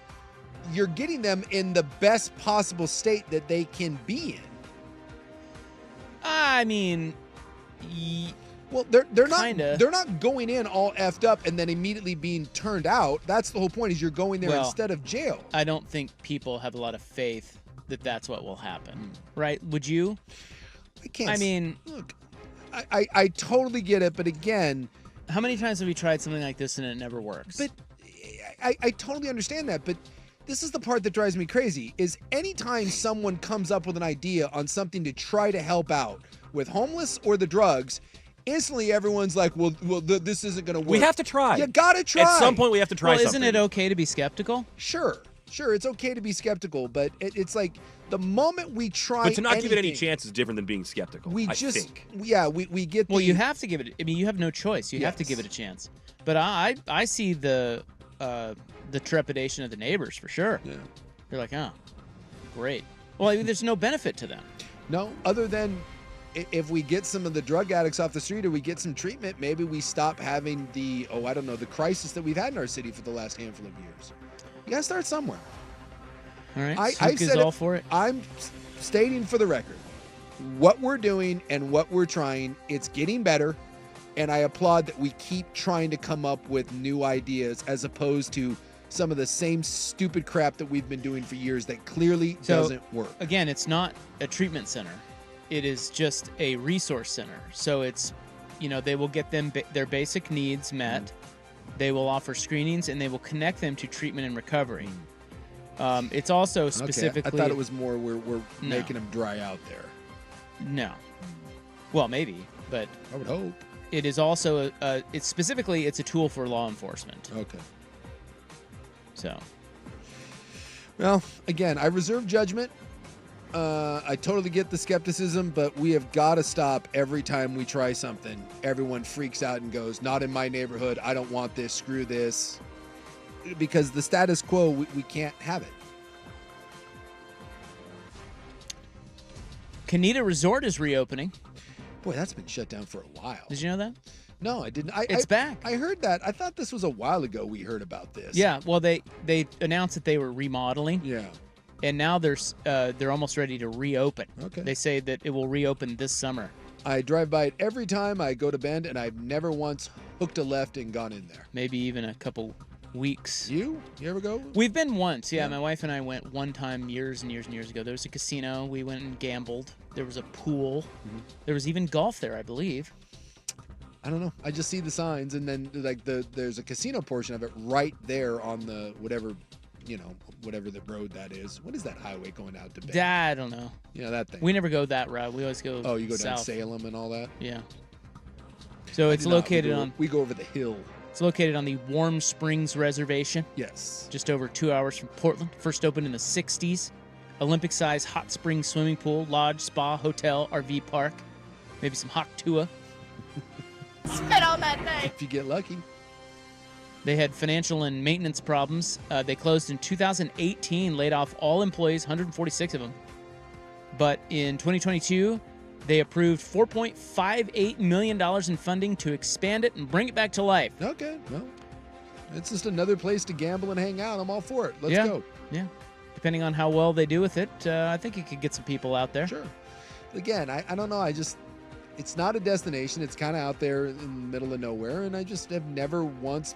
Normally, when I'm going down that way, I'm going for a specific purpose, right? And it's not convenient for me to I'm just going to peel off here but I understand, that some people will. Is Portland one of the happiest cities in the world? No. That is next on In the News on The Fan. This is The Fan's Window into Sports, a view into today's top stories, brought to you by Window Nation, online at windownation.com. Well, I mean, he was from Bristol, and if we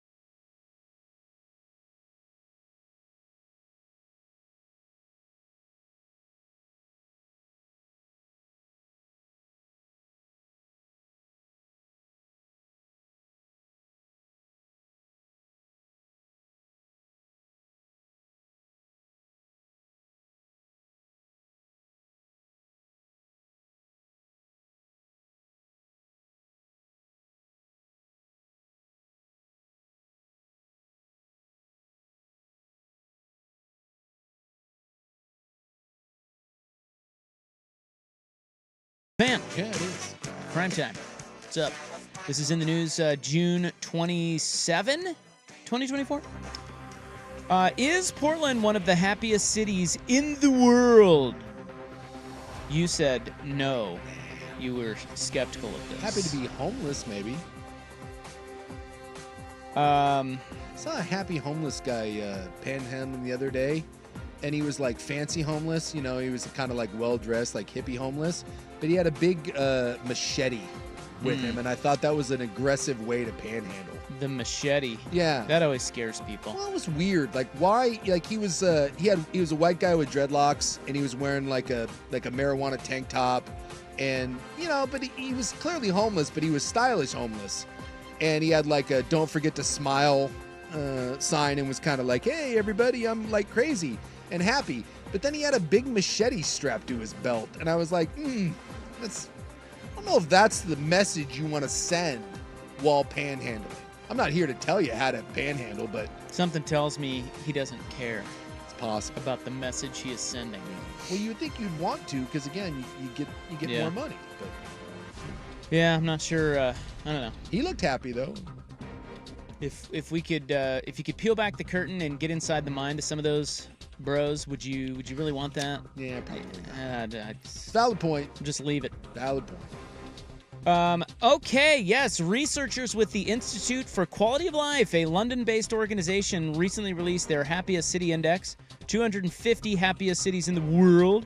They analyze various indicators that directly relate to quality of life and sense of happiness of its residents.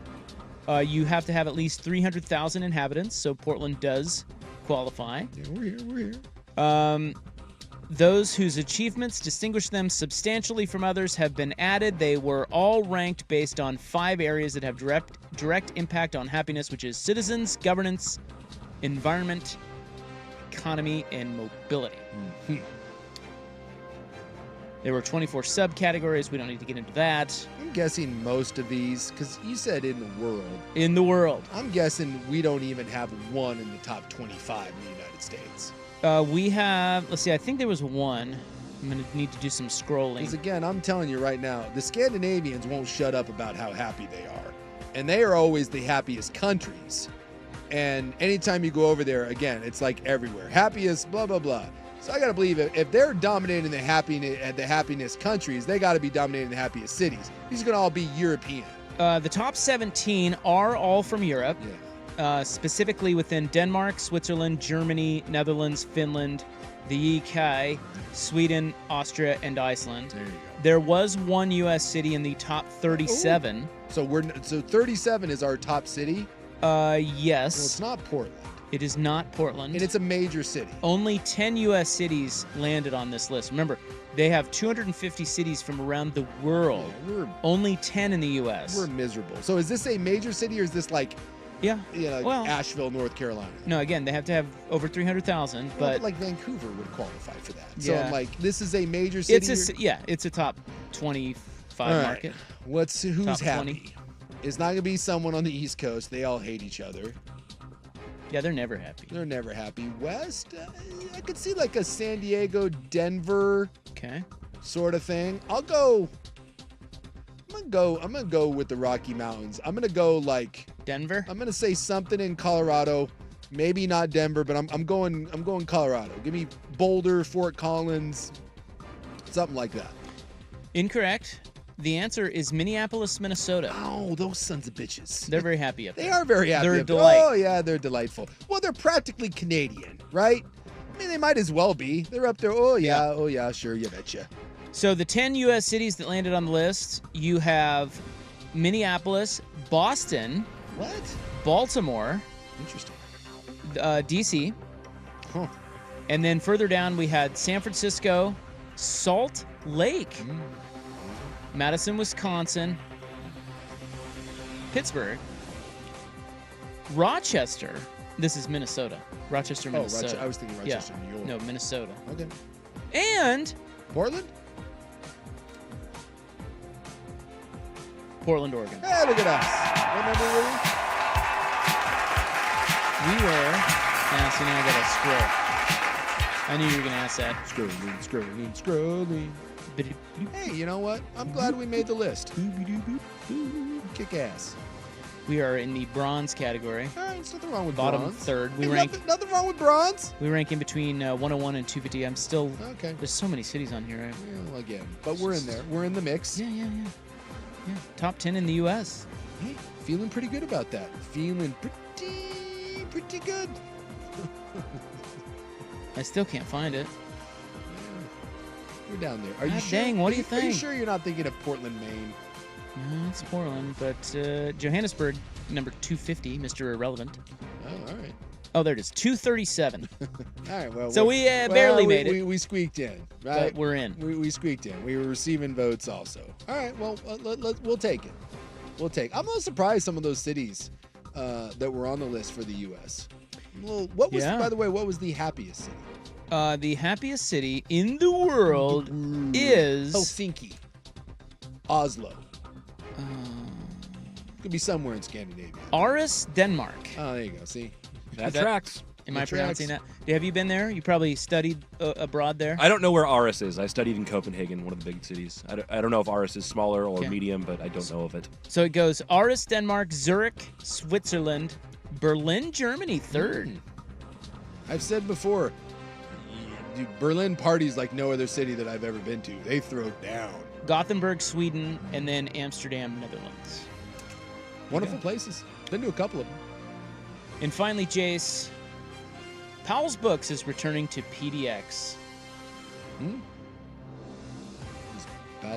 To the airport. I was like, there what? you go. I was like, what do you mean? What? There you go. Like, they never left Portland. Yeah, I was like, wait, did I miss something? Did they REI us when we weren't looking? No, they had a kiosk in a store in PDX. I can't say I knew that. But they shut her down during the COVIDs. And according to Port of Portland, they are back. They will have a store there beginning in 2026. So I shouldn't buy my books from the Hudson News? Is that at PDX? Yeah, the Hudson News, isn't that just the generic? Oh, like the little... Yeah. That's like the chain they have in every airport. You get gum and magazines and the USA Today. Before I got into the old audiobook, I used to often do that. I would head to the airport, I'd go to my Hudson News, and I would go find a cheap, like, $8 paperback, and that's what I'd read on the airplane. It's also the only place I'll ever, like, really buy a magazine. I'll read, I'll get, like, a Phil Steele football preview or something like that. And I always laugh. That is so right. Yeah. There is no other place in the world I would buy a magazine. Like, you don't really even get them, like, they used to be checkout at the grocery store, and even that has kind of, like, dried up. It's mostly just snacks and maybe some, like, National Enquirer. But, at the Hudson News, I'll get a magazine from time to time. I used to always enjoy when I would go into the Hudson News to buy my little book, and there was always one perv buying an adult magazine at the airport, and I loved that guy. The fact they even had him at the airport, I'm like, so are you going to go look at that on the plane with someone 6 inches from your face? I thought about that every time, because there was always one perv that was It's a in weird there, move. like flipping through like a Hustler or a Penthouse, and I'm like, you're at the airport, sir. Like, yeah, and anyone who's grabbing one of those, then you watch them walk away with it and open up immediately. They're not putting it in their bag and going away. What are you doing with that? Always impressed by that guy. I think that's it. All right. We got to move on. There is your In the News for June 27, 2024. The Hot 5 at 5 is next. I have a little college football nuggie. Team USA about to blow it. And they might have already. Oh, second round of the NBA draft. It's over. We think. 5 o'clock on the Fan. Hey, it's Suk, and summer is a time to feel and look your best. And I'm not talking about your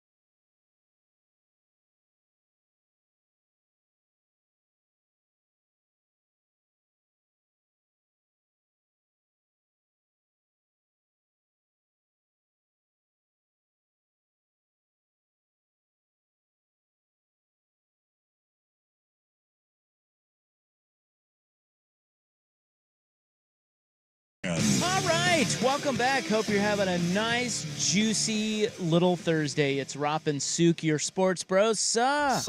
Big Sook's right over there. Right here. My name's Asachi. Glued to these NHL awards like I know you are. I'm sorry, what? The NHL awards. Oh, Don't no. act like you're not excited. Well, I'm not, but I will say that I'm going to Vegas on Saturday morning, and I'm wondering if all those guys are still going to be there. Yeah, because the awards are tonight in Vegas, and then the draft is tomorrow night. You Yeah. could be rubbing shoulders with greatness. Well, like, who will you be and Nate McKinnon. Who? Who's that?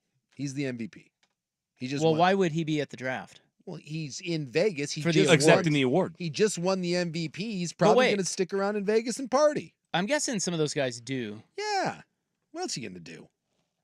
But then, like, the kids who get drafted, they're Yep. too young. You will, well, not all of them, but yeah, you will probably see, I guarantee you see some built white dudes with hots. With long hair. And you're going to be like, I wonder who that is. You'll be like, I don't know who that is, but that's a hockey dude. You're like, I kind of recognize that logo. Is Yeah. that the Hurricanes? What is that? Yeah.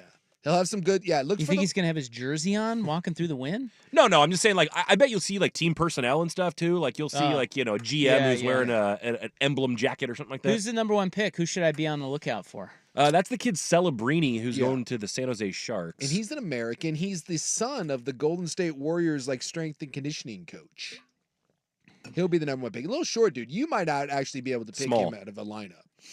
He's a little guy. What's his first name? I hope it's Brian. Is it Nate? Something Celebrini. Yeah. You guys really know Macklin. There it is. Macklin Celebrini. Celebrini. Who would be the coolest guy? So, before we get to the Hot Five, who would be the coolest guy for me to see from the NHL realm out there? Like, would it be McDavid? Although McDavid, he doesn't seem like a huge partier. The guy that you would want to throw down, like who should be on the lookout for? Ovi. I don't know. Ovechkin? Yeah. Now, I would recognize. If Ovi's there, that's who. If you could pick one guy in the NHL to party with, it's the great. That's a good guy. one. He likes to have a good time. Okay. Like he makes no bones about it. That's the guy. Who was the dude that was dating, I think, Aaron Andrews and got caught with blow at a Vegas pool? It was like Jarrett Stoll, I think. Yeah. Wait, I thought they were married. Well, maybe they are now. I think they were dating at the time. I think a lot of the hockey bros like a little bit of the powdered ice. Well, who was the dude Especially in who Vegas. basically got kicked out of the playoffs? Yeah, they had a Nichusin? Yeah, for the Avalanche, right? For the Avalanche, yeah. He's got a blow problem. The coaches were like, I don't know what to tell you, man. Like, he's making his own. And he's really good. And they're like, dude, just get the hell out I think he was their leading goal scorer, and they had to, like, kick him off the team, like, midway through the playoffs. Yeah. Dude, hockey guys like to have a good time. You're going to see some bros down there with long hair, and there's going to be hots around them, and they're going to be spending some money, and you won't know who they are, but you'll know that guy, there'll be NHL bros down there a lot. I picture a lot of beards, mullets, hots, and short, stocky dudes. Yeah, I could. Like, I don't think they're all that tall. No. Some of them are. Like, there'll be a couple build guys, but yeah, it'll be a lot of dudes that are like 5'10" and built, but not like NFL built. Yeah, see, to me, it'll be like I'll go to Vegas and I'll see the bros, right? We all see the bros out there, and there's 5 of them, and they got their hats on backwards and their funky socks, and they're being all broy, right? Yeah, bro. I'll see that group and not have any idea that those guys all play in the NHL. It is true. That's totally true. They will blend in, and you'll just think it's a bunch of like college baseball players or something. Yeah, or like a bunch of stock brokers a bunch of bros that are on roids. It'd be like, oh, those guys CrossFit. And then I'll hear one of them speak Russian, and then I'm like, oh. And then you'll catch a couple accents, and you're like, oh, are they in international trading? What is this? Well, and the other thing too is like, I think the line of demarcation are the hots. Yeah. I mean, these guys are going to have some tail around. They'll have top shelf. Hockey bros They'll have great. Whereas some of those other bros, they're just out. They're trying, but it doesn't come quite as easily. They will have a gravitational pull of hots, and you stay at the Wynn. They'll be there. They'll be at the Wynn. Because the last time I was. There was another time we always stay at the Wynn, and when we were there once, I think it was the All-Star game of the NHL was going on. Yeah. And boy, they were all there. They're there. That's where the high profiles stay. They get taken care of there. You're going to see some stuff. I'll bet you this is a fun little. Because anytime if you stay at the Wynn, like the NBA players are the easiest. NBA players and NFL players are easy to spot. There are celebrity sightings every time I go to the Wynn. Yeah. Last time it was Maria, what's her name? The big up tops played in the show. Played in the what? Maria Sofia Vergara. Sofia Oh, Vergara. Sophia Vergara. Yeah. She was I thought there. you said Maria. I was like, Maria? I did, Okay. but I forgot her name. She probably wants me. I would think so. You think she's still thinking about me? I think she's significantly older than you, too. I think you had a better chance with her or Wayne Gretzky, who you also saw at the Wynn. Hey, maybe you'll see Wayne Gretzky there. Yeah, right. Twice. And you'll confuse him for a middle-aged lesbian, but, you know. My old friend. Your old friend, Wayne Gretzky. All right. Well, anyway, I don't know why we were talking about that. Let's get going here. I was watching the NHL awards. I was trying to get you to care. I don't. And you don't. And that's disappointing. And you might even have a stake in it. That's why we're here. We've got audio of Joe Cronin coming up. He is the Blazers GM, if you don't know, and he will be telling you about their draft. Blazers did not make a draft pick today. They made 2 trades. So we'll get to that. And we've got some Duck stuff piling up over here. Did you see the Fly era unis? Yeah, I did. That are out there now? And I'm not going to lie. They were oversold. Yeah? Okay. Well, they said that there were new uniforms coming. It was like a big rebrand. And I didn't less see is much. more? They look like the old ones. That's what I thought, too. Yeah. I didn't see much difference. But, you know, I'm not one of the kids. Oh, I watched the video, and they explained how they had all these different details, even though it just looks like the old ones. All right, now, the Hot 5 at 5. Hot topics, hot opinions. Oh, Charlie, I'm hot today. And hot air. It's time for the Hot 5 at 5. It's hot. The Hot 5 at 5 on Primetime with Isaac and Sue. No, I mean it. That's very hot. The Hot 5 at 5 with Isaac and Sue. Brought to you on The Fan by Victor Rico's Mexican Food, the most popular burrito spot in Oregon. Online at victorricos.com. Number 5. Well, in Atlanta, the U.S. men's soccer team just lost. They lost to Panama. Not good. No. 2-1. Not good, Bob. Copa America. Yeah. I don't know what this means I don't for them. know either, but I know it's a big deal. I was drinking at Jerry's Tavern up the road last week, and they were playing the Chile game, Chile versus Argentina, and a bunch of Chilean bros were in there, and they were all wearing cowboy boots and hats and soccer jerseys, and boy, let me tell you something. Apparently the Copa America is a big freaking deal to the South. Why? I couldn't figure that out, but they hate Argentina. It's basically Champions League of the West. Yeah. Yeah, so it's or not only, Champions League, but Euro Cup of the West. Only teams from the Americas, right? Yes. Correct. Yes. And if it is a big deal and we suck. So here's what it means. The U.S. and Uruguay are the clear-cut 2 best teams in the group, but they just lost to Panama and now have the same record as Panama. So what they do in their final game matters quite a bit. Okay. Who do they play? They play Uruguay, who's the toughest team in the group. Okay. Number 4. So Panama now has a chance to have the upper hand and based on a head-to-head win over the U.S., take their spot in the next round. Believe it or not, Notre Dame-Michigan State is actually one of the oldest football rivalries in the country. I did not know that. It dates back to 1897. These teams have not met since 2017, but they announced today that they are renewing the rivalry. They will play in South Bend in 2026 and in East Lansing in 2027. Hey, that's better than when we normally get these announcements because it's like in 2039 we'll renew this rivalry. Yeah, they're not doing as much of that now with all the reshuffling, you know. At least we're keeping it within, I think a couple of years, yeah. The great Jonathan Smith against, who is it, Marcus Freeman, the coach of Notre Dame? Marcus Freeman, yeah. Yeah. Who I think's a pretty good coach. Yeah, although he better start winning, he's going to get his ass fired. Notre Dame doesn't mess around. Are they overrated again this year? I don't know. But I'm assuming they're going to be in the top 10, which probably means, yes, they are overrated. Football Power Index had them as the most likely team to end the season undefeated.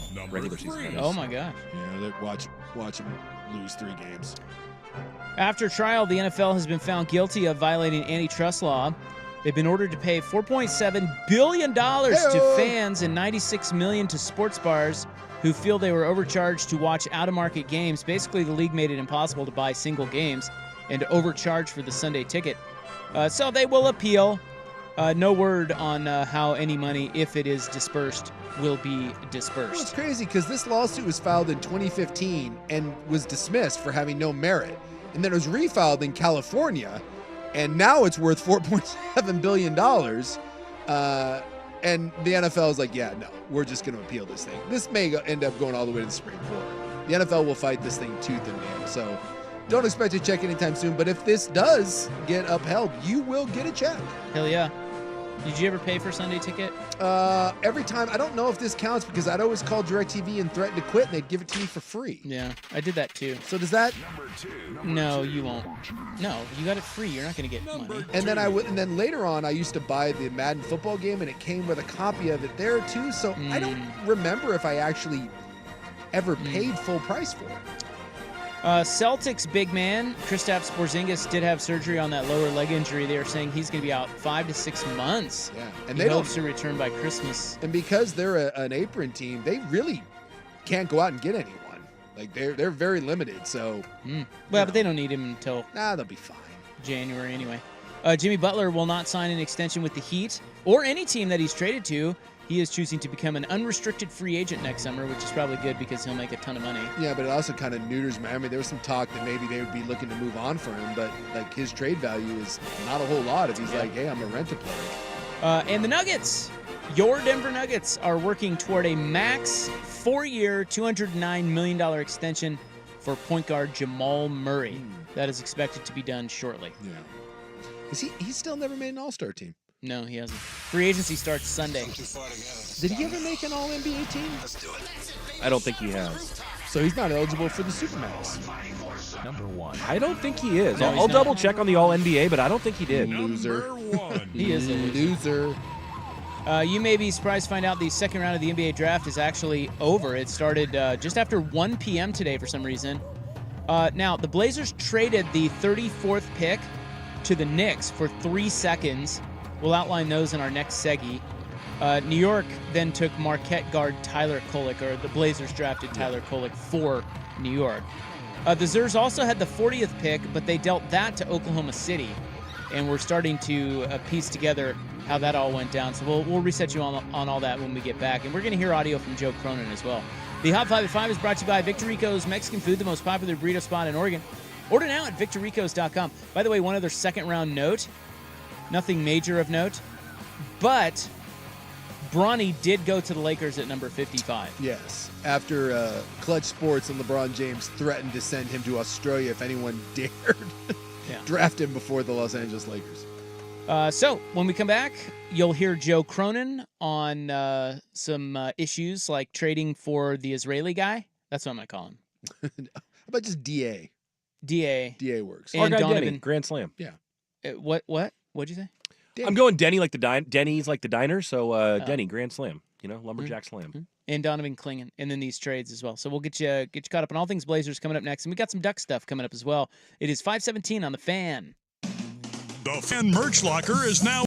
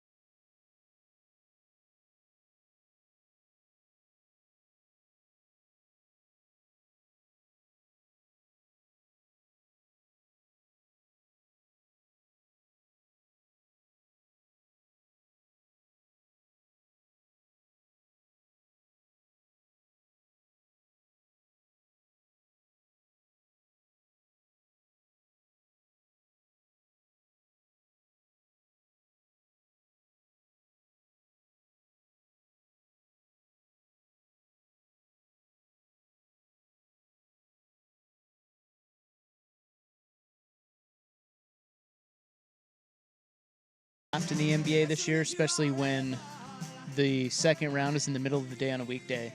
You were saying it's because the teams wanted it that way? The teams didn't want it. The agents apparently were pissed about it. They liked the hectic confusion. And because, in the second round, they're not guaranteed contracts and you can kind of maneuver more. And so the teams just wanted a chance to kind of reset and develop a strategy about who fell. And again, you see way more trades go on in the second round. So the teams just wanted an extra day to prep. So it wasn't about making it a made-for-TV event, which is why they put it on in the middle of the day. It wasn't at where the first one was. Like there wasn't a lot of pomp and circumstance behind it. This was more of the teams now with sounds like the CBA being what it is, that the teams were taking this a little more seriously and they just wanted a little more time to prep for it. But the agents, I guess, were the ones that were pissed about it. Okay. Well, that makes sense. Sure. So the Blazers... No one cared either way. So right. The second round of the NBA draft, no offense, but it is it's a snooze fest. Your Blazers had 2 picks today, and they traded both of them. Yeah. So they traded the number 34 pick to New York for 3 second-round picks. The details on that, 2027 Minnesota second, 2029 least favorable of the Indiana-Washington second, and New York's own 2030 second. Does that get your sports pants tight? No, not at all. I could literally care less about any of that. And then number 40 was weird because we knew they traded it and Oklahoma City got it, but then Oklahoma City traded out of it, and it was just a whole thing. But apparently Oklahoma City traded for number 52 to Golden State. Then the Thunder moved from 52 to 40 with Portland, but Portland then did not select 52. Yeah. Oklahoma City jumped from 40 to 38 with New York. I don't know who picked at number 52, but according to Danny Meringue of our midday show, Portland traded number 40 for cash considerations. Ah, yes. The old cash. And I love that. Because you can buy picks. Because Jody needs cash. Well, and Portland doesn't even have roster spots for any of these guys. They're all filled up. And I know there's still more moves to come, and that's why this second round is not a big deal. I mean, it's just there's a lot of these weird housekeeping, cost-saving, moving things, years down the road. Oh, no, 2029 and 2031 second-round picks. 2030. 2030. Get it right. Get excited. And those picks, by the way, Portland won't make either because those will be moved in a separate deal. Yeah, I think that's right. But it's always like, oh, well, the Blazers got, what was that Gary Payton deal? They got like 5 seconds? 5 seconds. I mean, so they basically gave him away. Yeah, for future considerations. Who was okay, look this up for me. Yeah. Who was the last second-round pick that the Blazers drafted, a guy that they drafted and kept that was good? I mean, Jabari Walker was a second-round pick, and he probably figures into their long-term, plans. Okay. So, I mean, can you give me a list? I can look it up. But like second-round picks that are good, I mean, I don't know about good, but just just like worth it.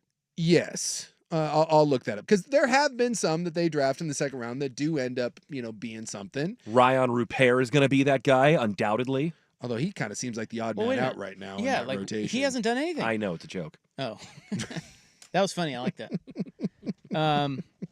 Well, it's true now. When you look at it, I mean, we had a log jam at guards, and now you kind of have a log jam in the front court a little bit. Nice. You've got Klingon, you got Ayton, you got Time Lord, you've got Duop Reith. Like, you've got a big clog. Oh, and Jeremy Grant there at the 4.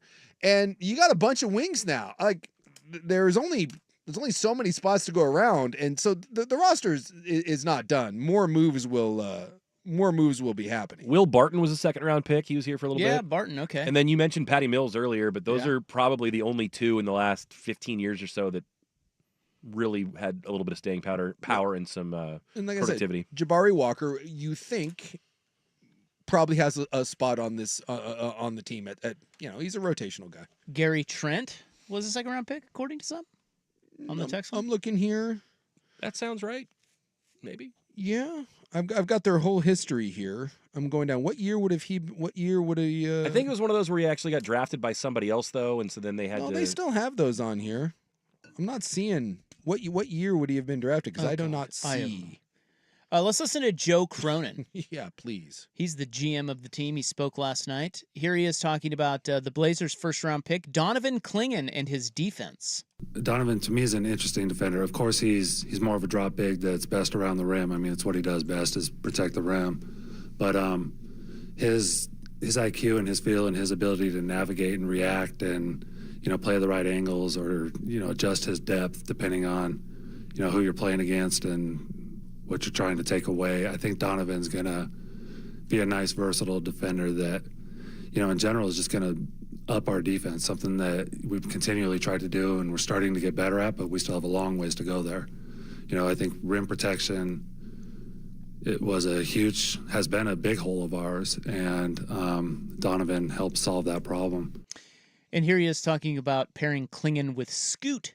Anytime you get a defensive anchor that can play behind, your talented guards, I think that's a huge part of this, but also, someone that can play, do a good job on the other side of the ball. He's a great screen setter. He's going to be a good roll guy. He's got great hands. He's got a good feel. He can pass. He can play off the move a little bit.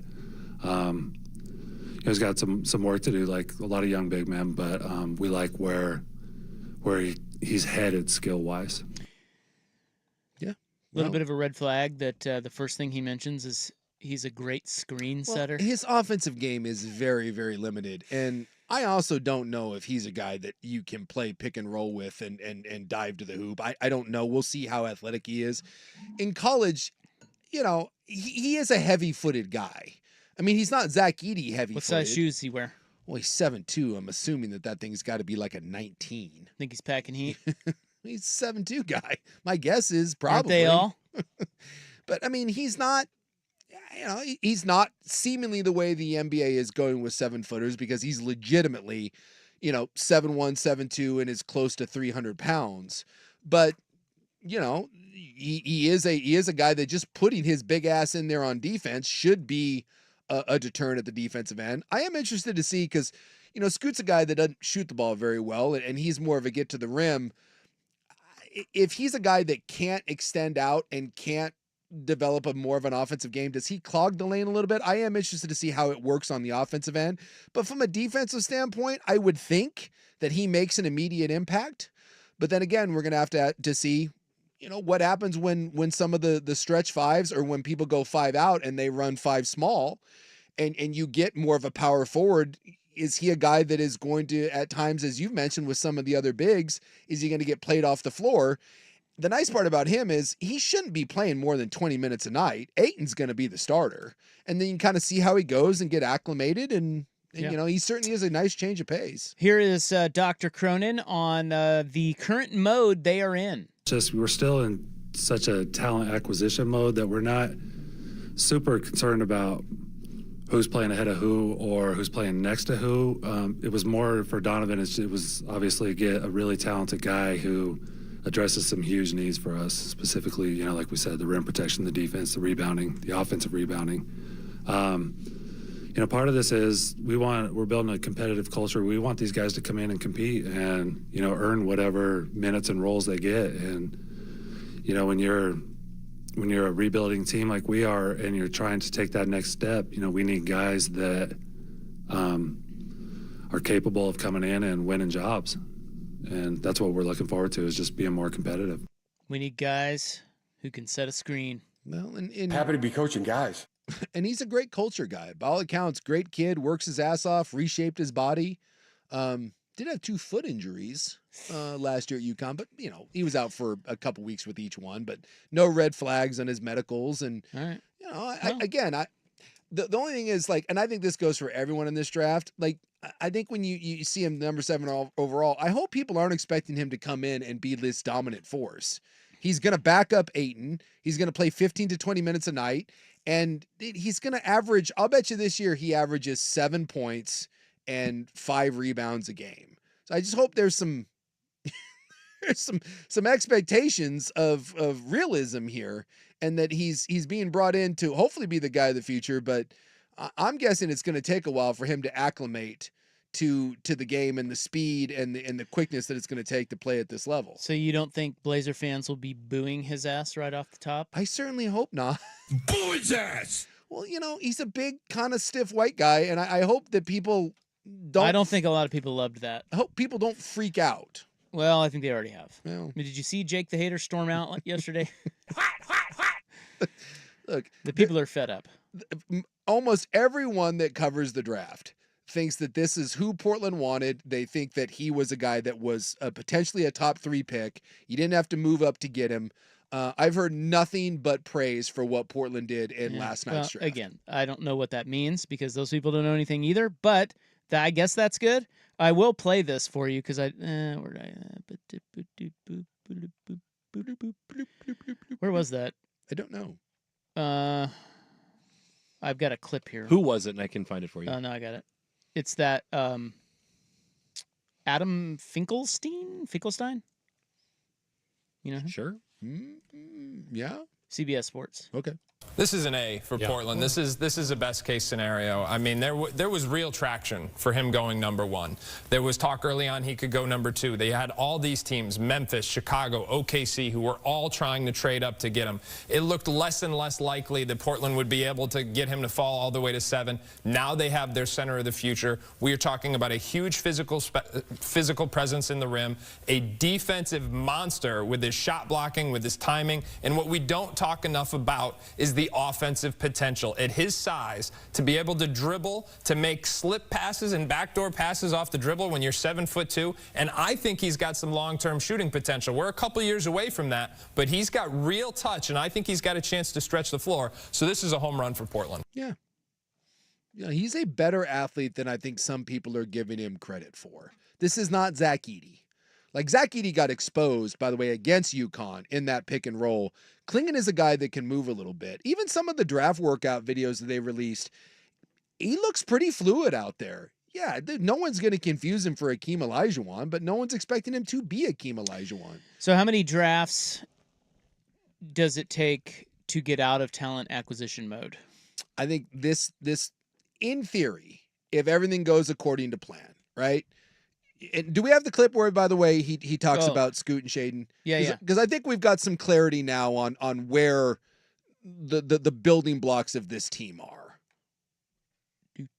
I don't think this was a coincidence that he said this at last night's press conference. Yeah, here it is. We've got to continue to build this talent base, and we're committed to Scoot and Shaden being a massive part of what we're doing. And how do we find ways to give them the support they need and make them better and maximize their development. So it's continually seeking players that we can add to this roster that we can grow with and build together with. Yeah. All right. So they think that they've got 2 of them? They've got 2 of them. And then you would assume that... Do they have 2 of them?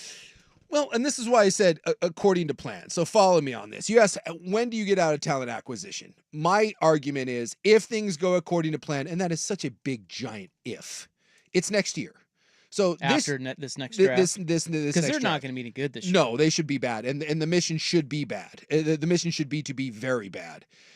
So you just heard him. Like, Anthony Simons is not going to be on this team for very long, whether it's in the offseason or in the trade deadline. Anthony Simons is going to be the odd man out. He just is. So and we know that eventually Jeremy Grant is going to be moved on from. And you would assume that by drafting Klingon at 7 with Ayton with 2 years left, Ayton doesn't figure to be in the long-term plans.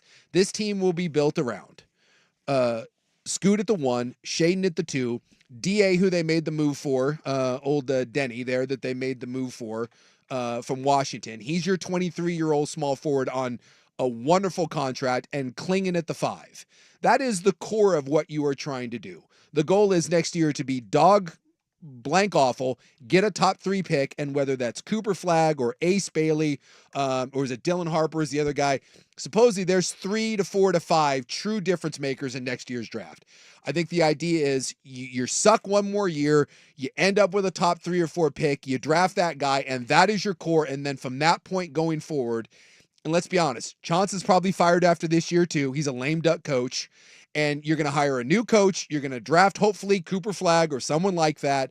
And then from that point forward, it is mash the gas. And this is about winning and actually trying to grow and develop. So I think you have one more year, quote, of talent acquisition. What, I can't say that. You got it. Yeah, I'm doing great. Acquisition. But if Klingon turns out to be a stiff and can't move, and if Scoot continues to struggle and can't shoot, and Sharp gets hurt and doesn't develop, then, this is why sometimes rebuilds go into 6, 7, 8, 9 years. But I think that is the path forward, and I think it's pretty clear what the path is at this point. And then what can you get down the road for Simons? What can you get for Grant? What can you get for Ayton? That will all be part of the next year of adding talent and draft capital to go out and acquire young talent that is on the timeline of the 4 guys that right now that clearly you are looking to build around. So best case scenario is 4 drafts for talent acquisition mode. Yes. Because you've already had 2. Well, you've had 3. Yeah, technically. And then you got one more. One more. So if it takes longer than that, then you're not doing something right. You done stepped in it. Duck stuff is next. Here's Buck. Now,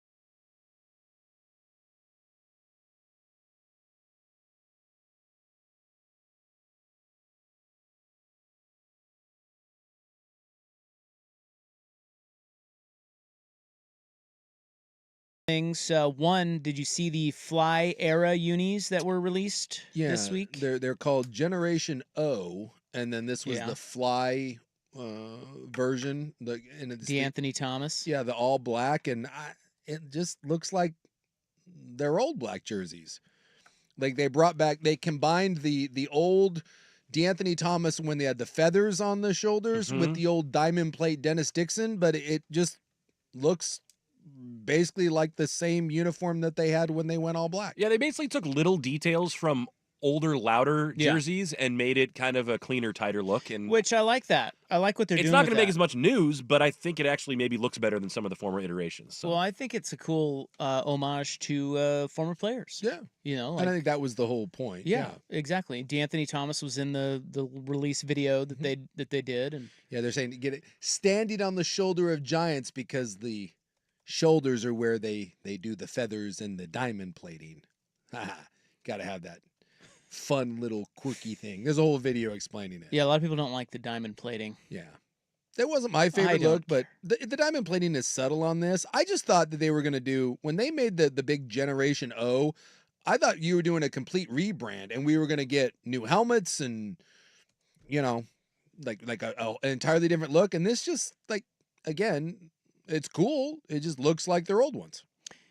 Well, so tomorrow Joey Harrington will be on and we'll ask him, at least I think he'll be on. We'll ask him if he's been consulted about a Generation O uniform. He would have been, I don't know if he was the diamond plates. I think he might have. He was not the diamond plates. Yeah, he was before the diamond plates. Yeah. Correct. He was when they first went to kind of the weird different shades of green. And... Correct. And I think he was one of the first to wear the new O rather than the interlinked UO. Well, I think he's the one that started the hand O thing. He started the hand signal of it, but whoever designed the actual logo, they made it look like Autzen Stadium on the outside and Hayward Field on the inside. That was the goal. Okay. So, I don't know. Duck fans are also hot and bothered about the fact that EA Sports, you know, the college football video game is back. Yes. And they rank the toughest places to play on the game. I'm just saying this for the record. This is the dumbest thing that I've ever seen a fan base be upset about. Yeah, they're very butthurt. Yes. So this is from a video game, not in real life, just the video game. On the game. Because in the game, when you go play on the road, like, and you're the visiting team, it makes it harder for you to play. It's built into the game. Yeah, your controller starts rumbling, like a 3rd and 7's harder to pick up, your receivers miss routes, stuff like that. Stuff like that, yeah. More likely to jump off sides. Yeah, so the Ducks came in 11th.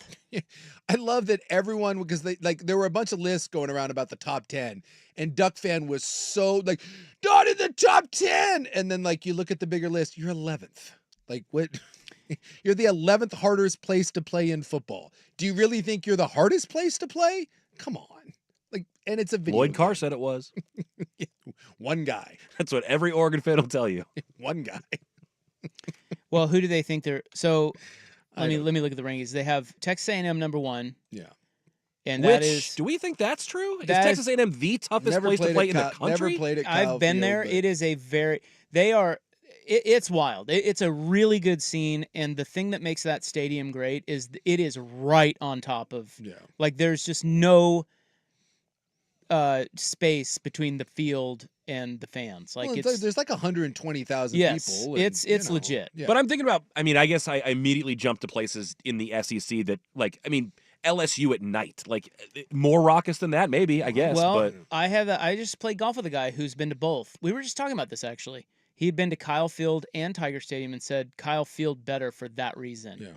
Yeah. That they were just right on top of you. Whereas LSU's massive and it's expansive, but A&M, he said, was a little bit more interesting because it's just they are all over you. I do believe Nick Saban said that was the toughest place to play when they were doing the whole Johnny Football thing. Kyle Fieldhouse. Or not Kyle Field, not Fieldhouse. Yeah. Texas A&M. I think Saban was the one that said that A&M was the toughest place to play. Well, they're number 1. Alabama 2, Tiger Stadium, LSU 3, Ohio State 4, Sanford Stadium, Georgia 5. So Oregon's not better than any of those. Well, no. They're all ginormous. All of those are huge. You're talking about 55 to 60,000 people. No offense, you're very loud versus in some of these places 100,000 plus. Penn State.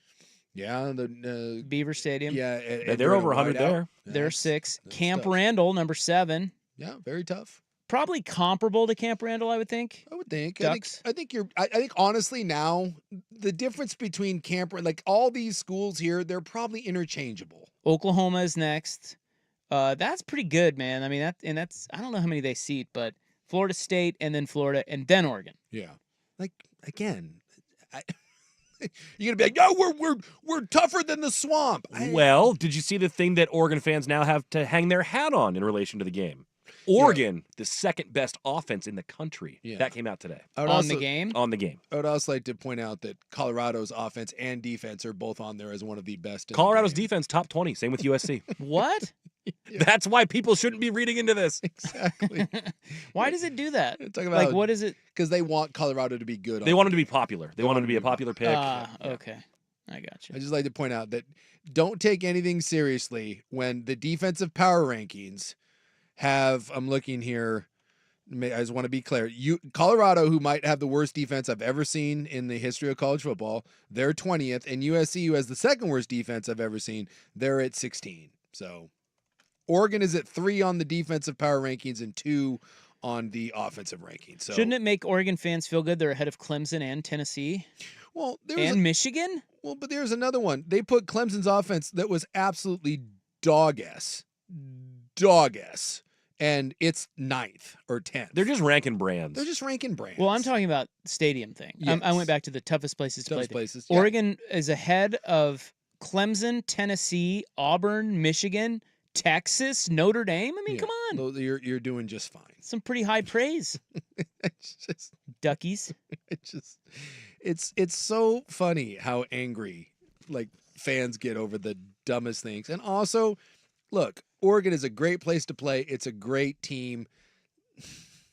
You are not the toughest environment to play in college football. Sorry, you're not. You have 60,000 people when you shove that thing together.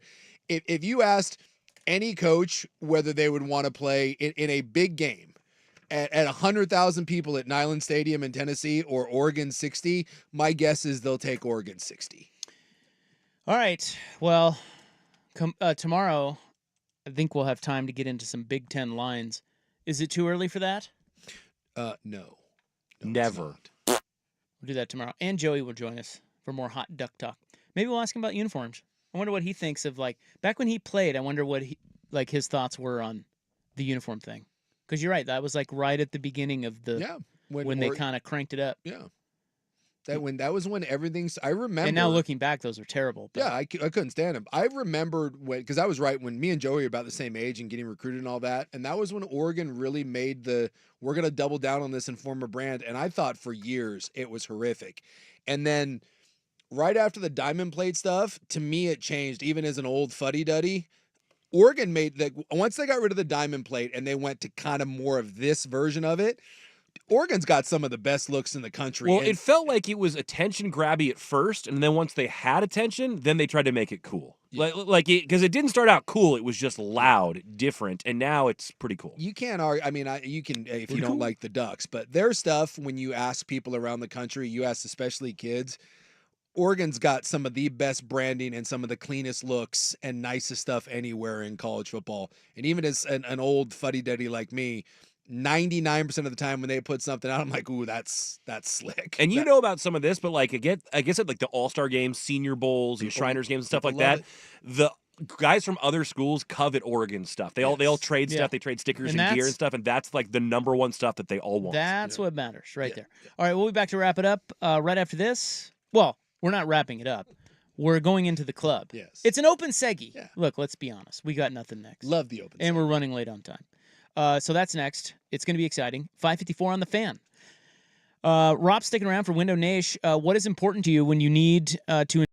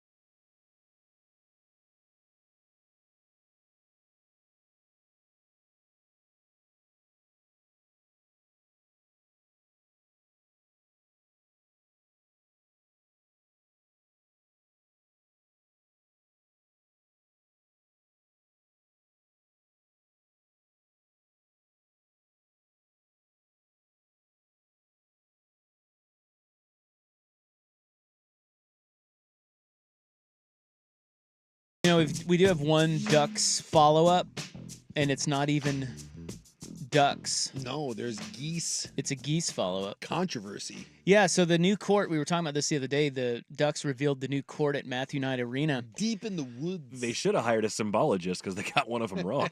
Yeah, it sounds like that we were talking about the flying, the Ducks in the V with the one missing for Matthew Knight. They have a flying formation of ducks, or do they? Yeah, all the experts are looking at the looking at the court going, wait a minute, those aren't ducks. Look at the necks. Those are geese.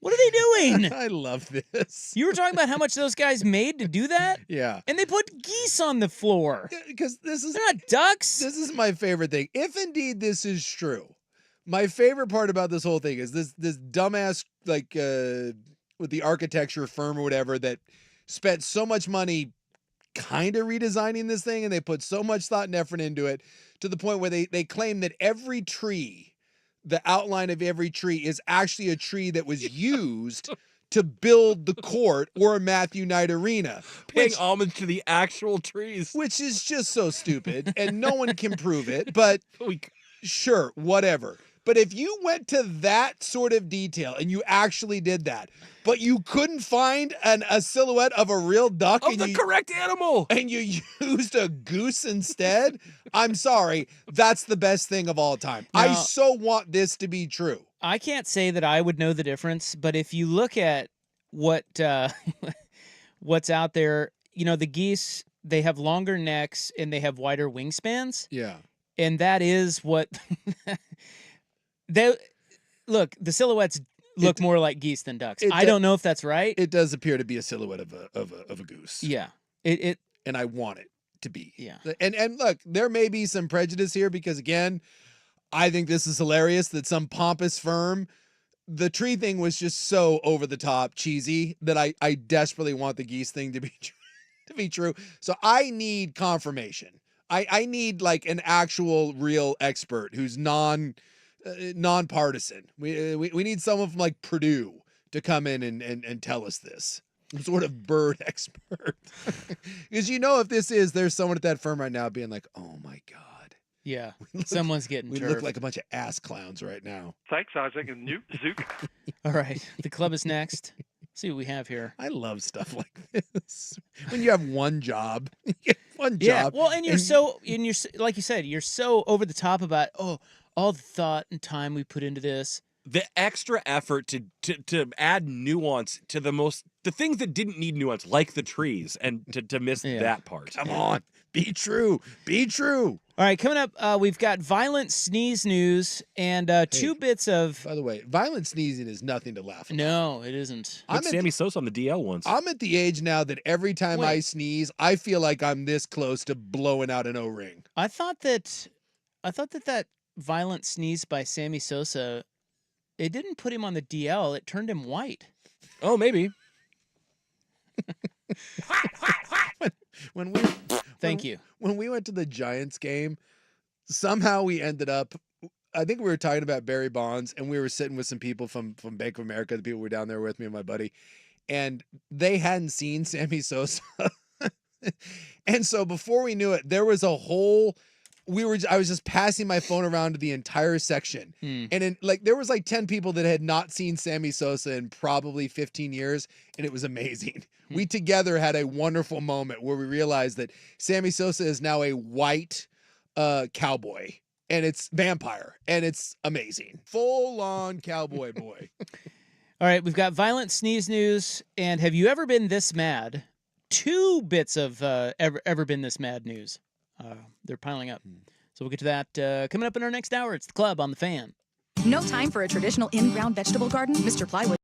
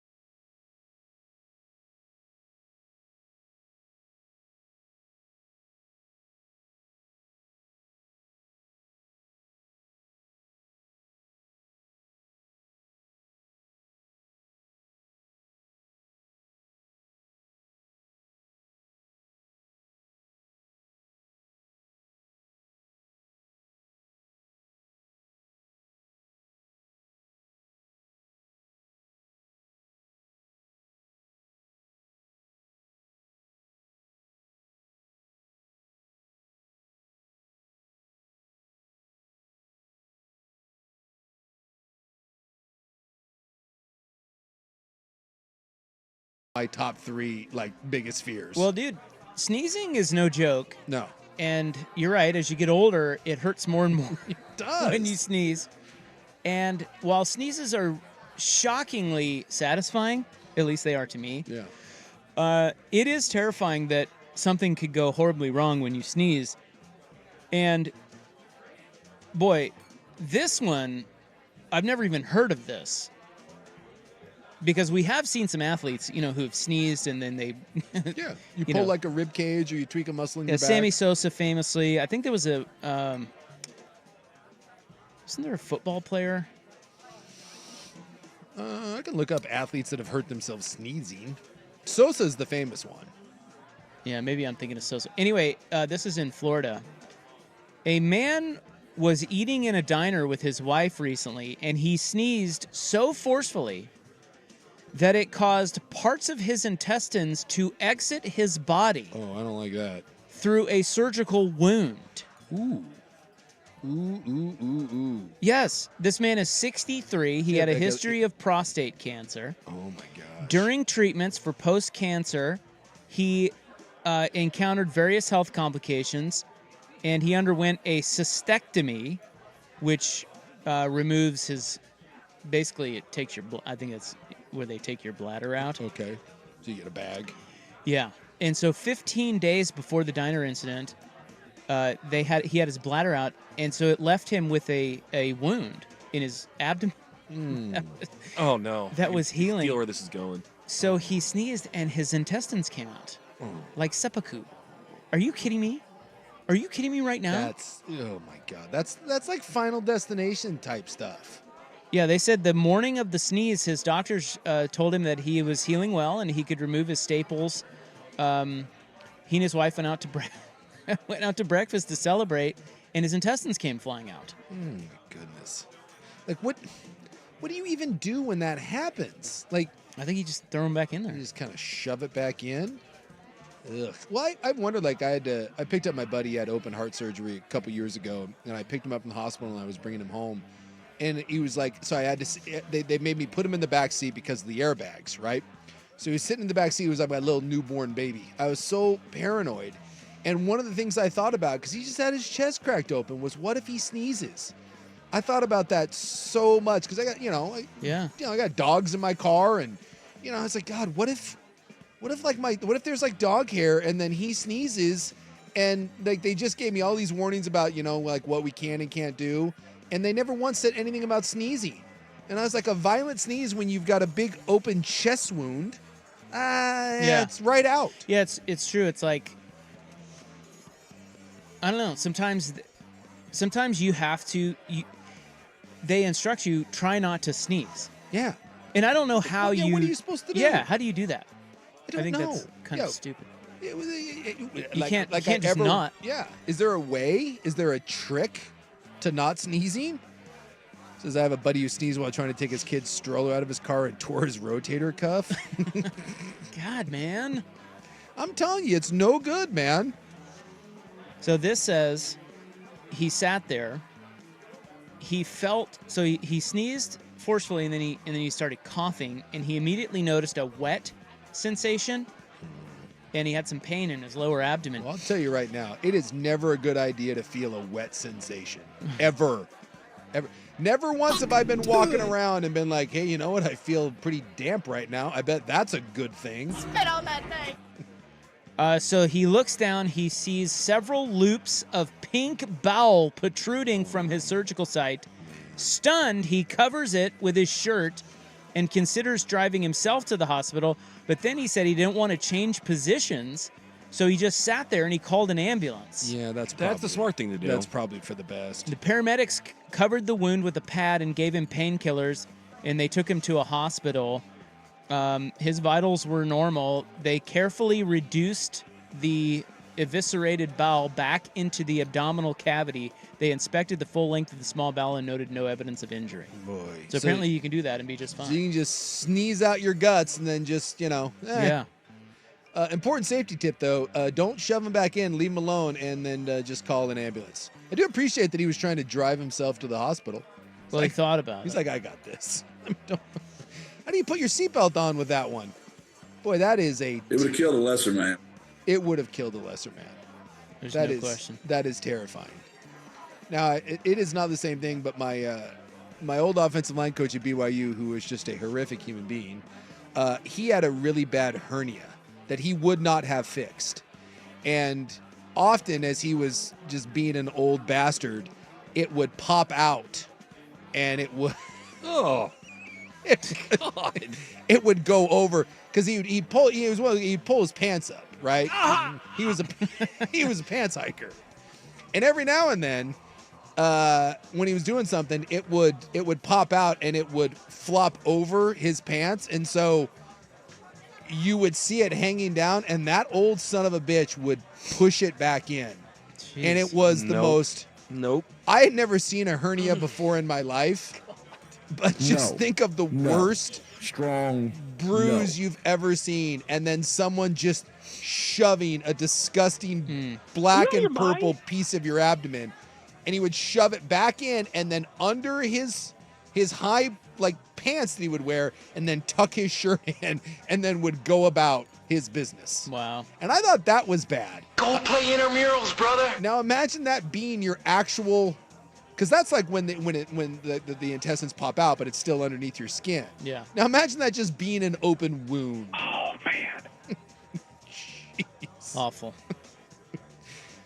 Ew. Have you ever been this mad? Next on The Fan. The home of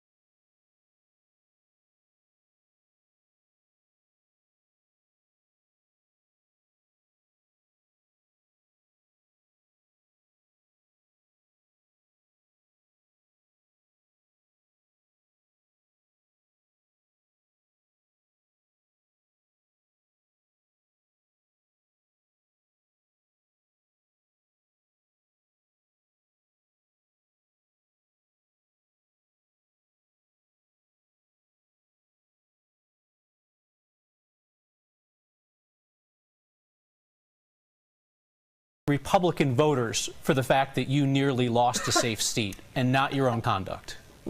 Ms. Boebert, you're running an ad right now that says deport them all. Describe in detail how you see mass deportation playing out in the cities and towns of the 4th Congressional District. First of all, having over 10 million illegal aliens coming into our country in under 4 years, this is unprecedented. I'll note that you didn't make any attempt to answer the actual question, which is who should be doing this? You introduced articles of impeachment against the president for his handling of the border. That move was blocked by Republican House leadership. Pardon me, please. Sent to committee. It was not blocked. It was blocked by sending it to committee, so you didn't get the full House vote that you wanted. No, I did get a full House vote, and it was sent to committee. I apologize. This is going to be a long evening if you speak over the facts. Okay. Right. So a question for everybody up here. A question on this for Mr. Sonnenberg.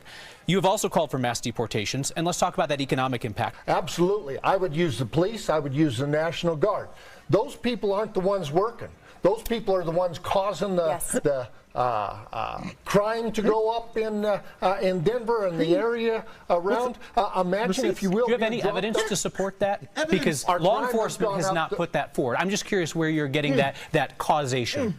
How would that work if the National Guard or the military were to come into Douglas County where you live and start rounding people up? I think that it is time that we take it very seriously for what it is. Would you like to answer the question? I will, because I do. Mr. Holtorf, you've been interrupting people constantly. I would ask you to stop. Ms. Flora, could you please answer the question? Yes. Bringing an out-of-state National Guardsman or the U.S. military in Douglas County, do you feel like that would work? And we also, by the way, have to stop the President of the United States from suing border states who are doing their own work. The question was about the actual work of rounding people up in Douglas County. But we took a couple tries at that. Ms. Boebert, this session of Congress is on track to be one of the least productive in history in terms of the bills passed. Your Republican House colleague Andy Biggs said, "We have nothing to go out there and campaign on."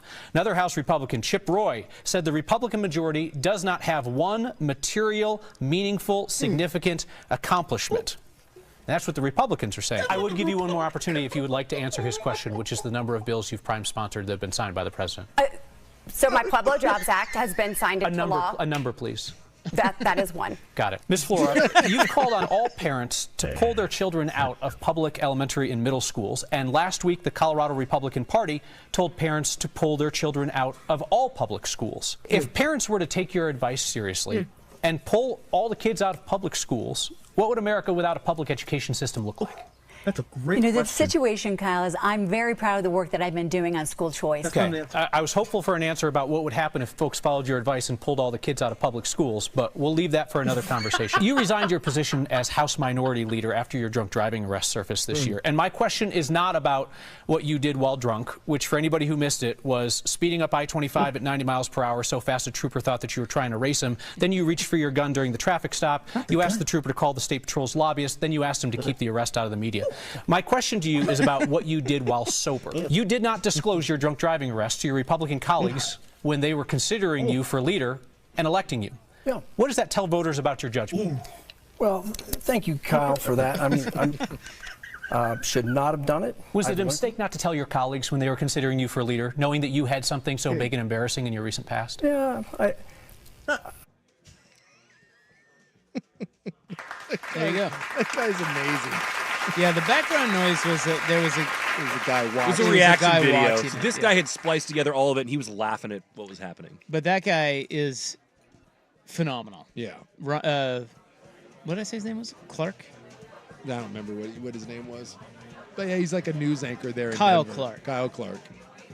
Channel 9 in Denver. And he should moderate every debate for the rest of time. And no matter what it is, we should just fly him around. You know, Jeff Ross does all those roasts. He does nothing else. This guy should just be flown around and moderate. Yep, permanent moderator.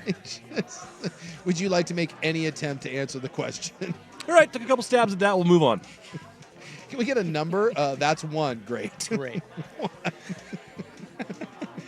All right, coming up next, would you ever hop on a flight to beat someone up? It's a good question. I think I saw this story. That's next. It is 6:30. Here's Buck.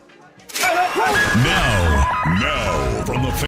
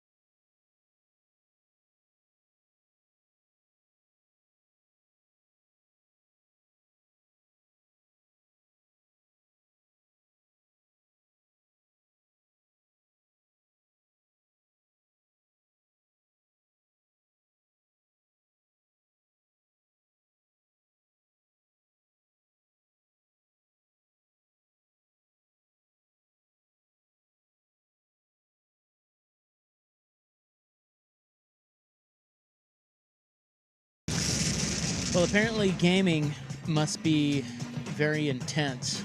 I would not know. But this story out of New Jersey is pretty wild. And I wonder if you've ever been this mad. Or what is the most mad you've ever been? Because this dude, his name is Edward Kang, and he is only 20 years old. He lives in New Jersey. He's a gamer. He hopped on a flight to Florida to beat a fellow gamer with a hammer. Yeah. Over an online dispute. Wasn't there one a while back? Was it a college football player that got on a plane to go beat someone up? They're like over some sort of online dispute. I don't remember that, but I do remember the Matt Barnes one. Matt Barnes, Derek Fisher, because Derek Fisher was dating Matt Barnes' ex, I think, and he went over to the house. He drove all the way up the coast of California maybe or something. It wasn't a college football player. Maybe it was something over. It was like over a Kobe Bryant debate. There was something like that. It was a Twitter debate. It was Snotty Drippin and somebody else that they were fighting over Kobe, and they did a whole meet me in Temecula thing, and they were gonna drive from different ends of the state and meet in Temecula, and then one guy was actually in Europe. He's like, haha, you idiot, you actually drove there. That's fantastic. I like that he brought a hammer. I mean, I think he used the hammer. Mm-hmm. Like this. Yeah, no, so according to this post, this is likely the most the most insane case of tilt ever. The victim's stepfather woke up to screams after Edward Kang reportedly broke into the house and started attacking the victim with the hammer. Oh, gosh. The victim sustained severe head wounds and was sent to the hospital. He has since been released.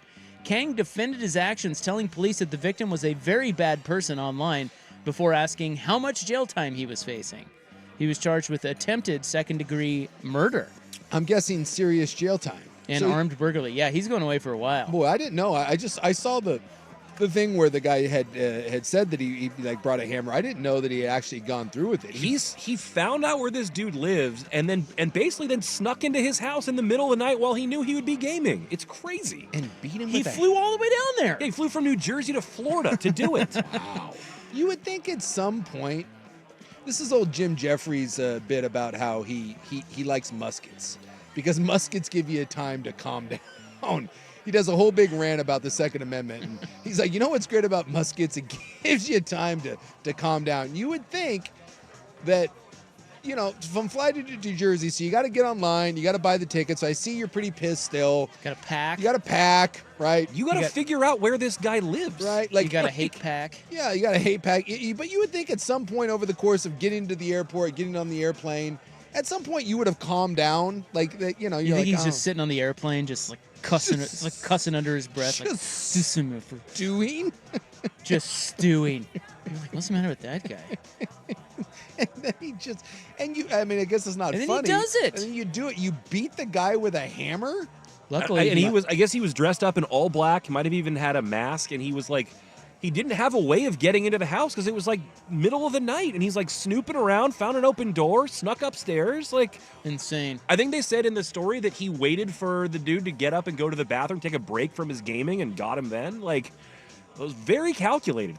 It's crazy. Wow. Isn't it weird? You meet someone on an airplane, you're like, hey, what are you doing? You going for vacation? Or the guy's like, yeah, I'm gonna beat some dude with a hammer. Yeah. Why?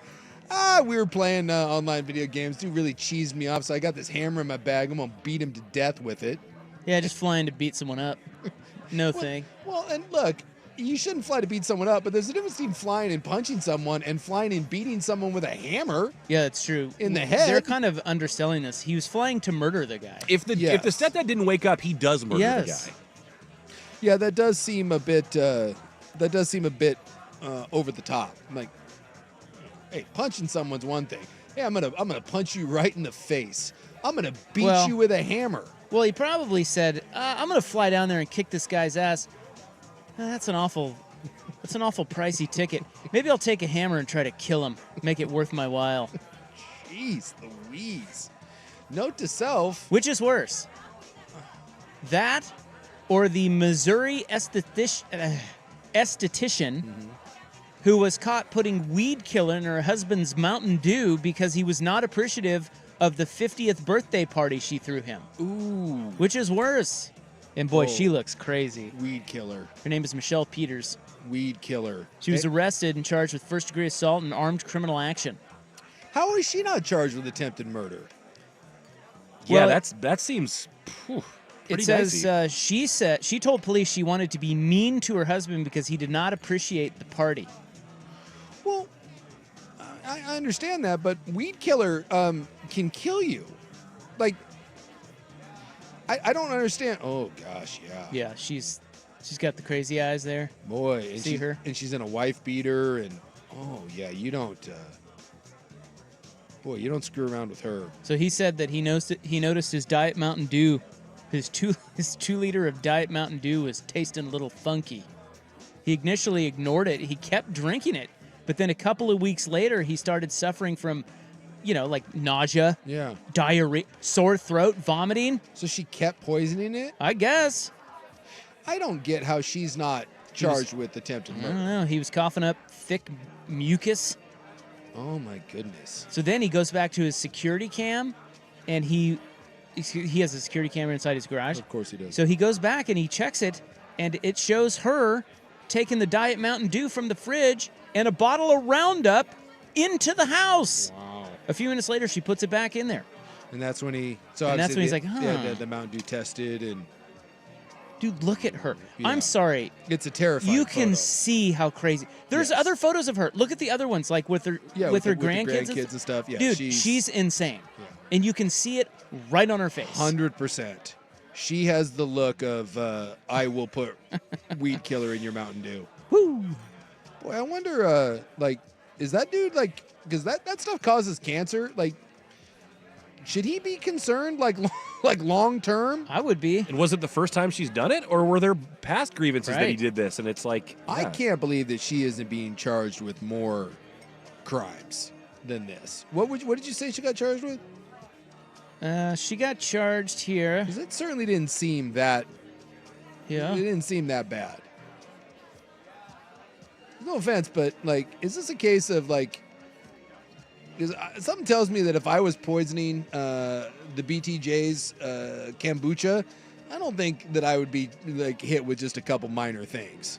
I think I'd be in a world of trouble. First-degree assault and armed criminal action, whatever that means. I don't know what that means. No, that's attempted murder. You're literally poisoning someone. You're trying to kill someone with Roundup. So he said he put that camera in the garage because he didn't know if he was cheating on her or if he was trying to, or if she was cheating on him, or if she was looking to collect on his life insurance. He has like a $500,000 life insurance policy. Yeah. He also noted that she had been drastically reducing the money she had been transferring to their personal account from a business account. So he was really anxious about what was going on with her. And it turns out she was trying to kill him. And so he added garage. So he was kind of watching her. Yeah. Well, and that was a smart move. By the way, did you notice something about her mugshot that makes her even more terrifying? Let's take a look. Take a look at the mugshot. There is something that will make you look at her. Okay. But it's right there in plain sight. You don't have to look that hard. That makes her maybe the most terrifying person on the planet. Look at her level of crazy. Yeah. You're not seeing it? No. Dude, she's 6'1". Oh. Look at the mugshot. Oh, yeah, yeah. They got the... Dude, that's 6'1", a crazy bitch right there. Mm-hmm. She's tall. Dude, and thick. Dude, that woman is probably beating that dude's ass. Dude, that is 6'1" of Big Mama J there coming right at you with some weed killer and God knows what else. Dare we ask how good the 50th birthday party was? I'm interested. What kind of a party did she throw? Did she really go all out, or did she just order a couple pizzas and invite his buddies over? It's a valid point. Because if she went all out and it was just like hookers and guns and fire trucks and blow and casinos and fireworks, and he just at the end of it was like, thanks, babe. Then maybe you poison his Mountain Dew, but I'm with you. If all that was, like you said, a couple buddies and, maybe she did a little something cooler than she normally would. Maybe she gave it the old Hoctua. Then maybe, Spit on that thing. maybe So she's a bit overboard. So he gives the footage to police. They call her in for questioning. Do you care to guess what she said to them about what she was doing? Because they had her on camera. Yeah, they got her dead to rights, right? Yeah. Well, they at least had her taking the Mountain Dew and the weed killer inside together. Yeah. So do you want to know what she said? I can't wait to hear this explanation. She said she was mixing Mountain Dew with Roundup to create a weed killer that she saw on Pinterest.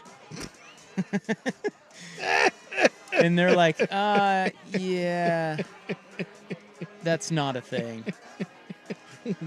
Pinterest weed killer? Then they showed her the video and she said, well, I should have just divorced him. He's selfish. That's what she said. Yeah. So then they arrested That her. would have been the better course of action. She has not been. She is being held without bond. Yeah, well, I would hope so She is because not, that guy. And by the way, when you look at the two of them together, look, I'm not here to judge that guy. He's the bitch of that relationship. I don't see him. Yeah, this is the two. Oh, there. She dominates him. Yeah. At every turn. Yeah, he looks like who's the guy? Chris. Look, who's the old comedian? She beats What's his him. first name? I gotta find what this guy looks She like. beats him on her. If you just Google her, She beats him, and then do image searches, there's ones that pop up of the two of them. She is the dominant force in that relationship. Dare I say, when she's done up, it's not that bad. Yeah, she's not. He looks like that. Yeah, he looks like the guy from like something about Mary. The guy who was Woogie. I was gonna say he looks like Simon Pegg to me, of like Shaun of the Dead. Yeah, when she's done up, she's not too bad. He's not too bad. Yeah, Woogie. That's the guy I was talking about. Chris Elliott. Chris Elliott. That's who I'm thinking of. Yeah, He was that's who also in looks- Schitt's Creek. Yeah, exactly. Just that poor bastard. You want to party with her? You want her to throw you a 50th? Look, all I'm saying is, everyone that's ever been to like a country music show, if you've ever been to like at the amphitheater or maybe out at Edgefield, and you've gone to see some either Leonard Skinner or I don't know, some B-level country act, old Michelle Peters is done up there, and we've all seen that girl. And when done up, every one of us has had a few pops and been like, oh yeah, I'd party there. Yeah, I can see how she could get her hooks in you. Yeah, because you look at like this is like another, like she. Yeah, she's pretty. Yeah, she's all right. 6'1". She's coming at you. You're going to have an interesting evening You there. have no chance. No. She's going to wrangle you. You're going to be in that cougar den. She's going to slap you around like a little ball of yarn. All right, we wrap up the show next.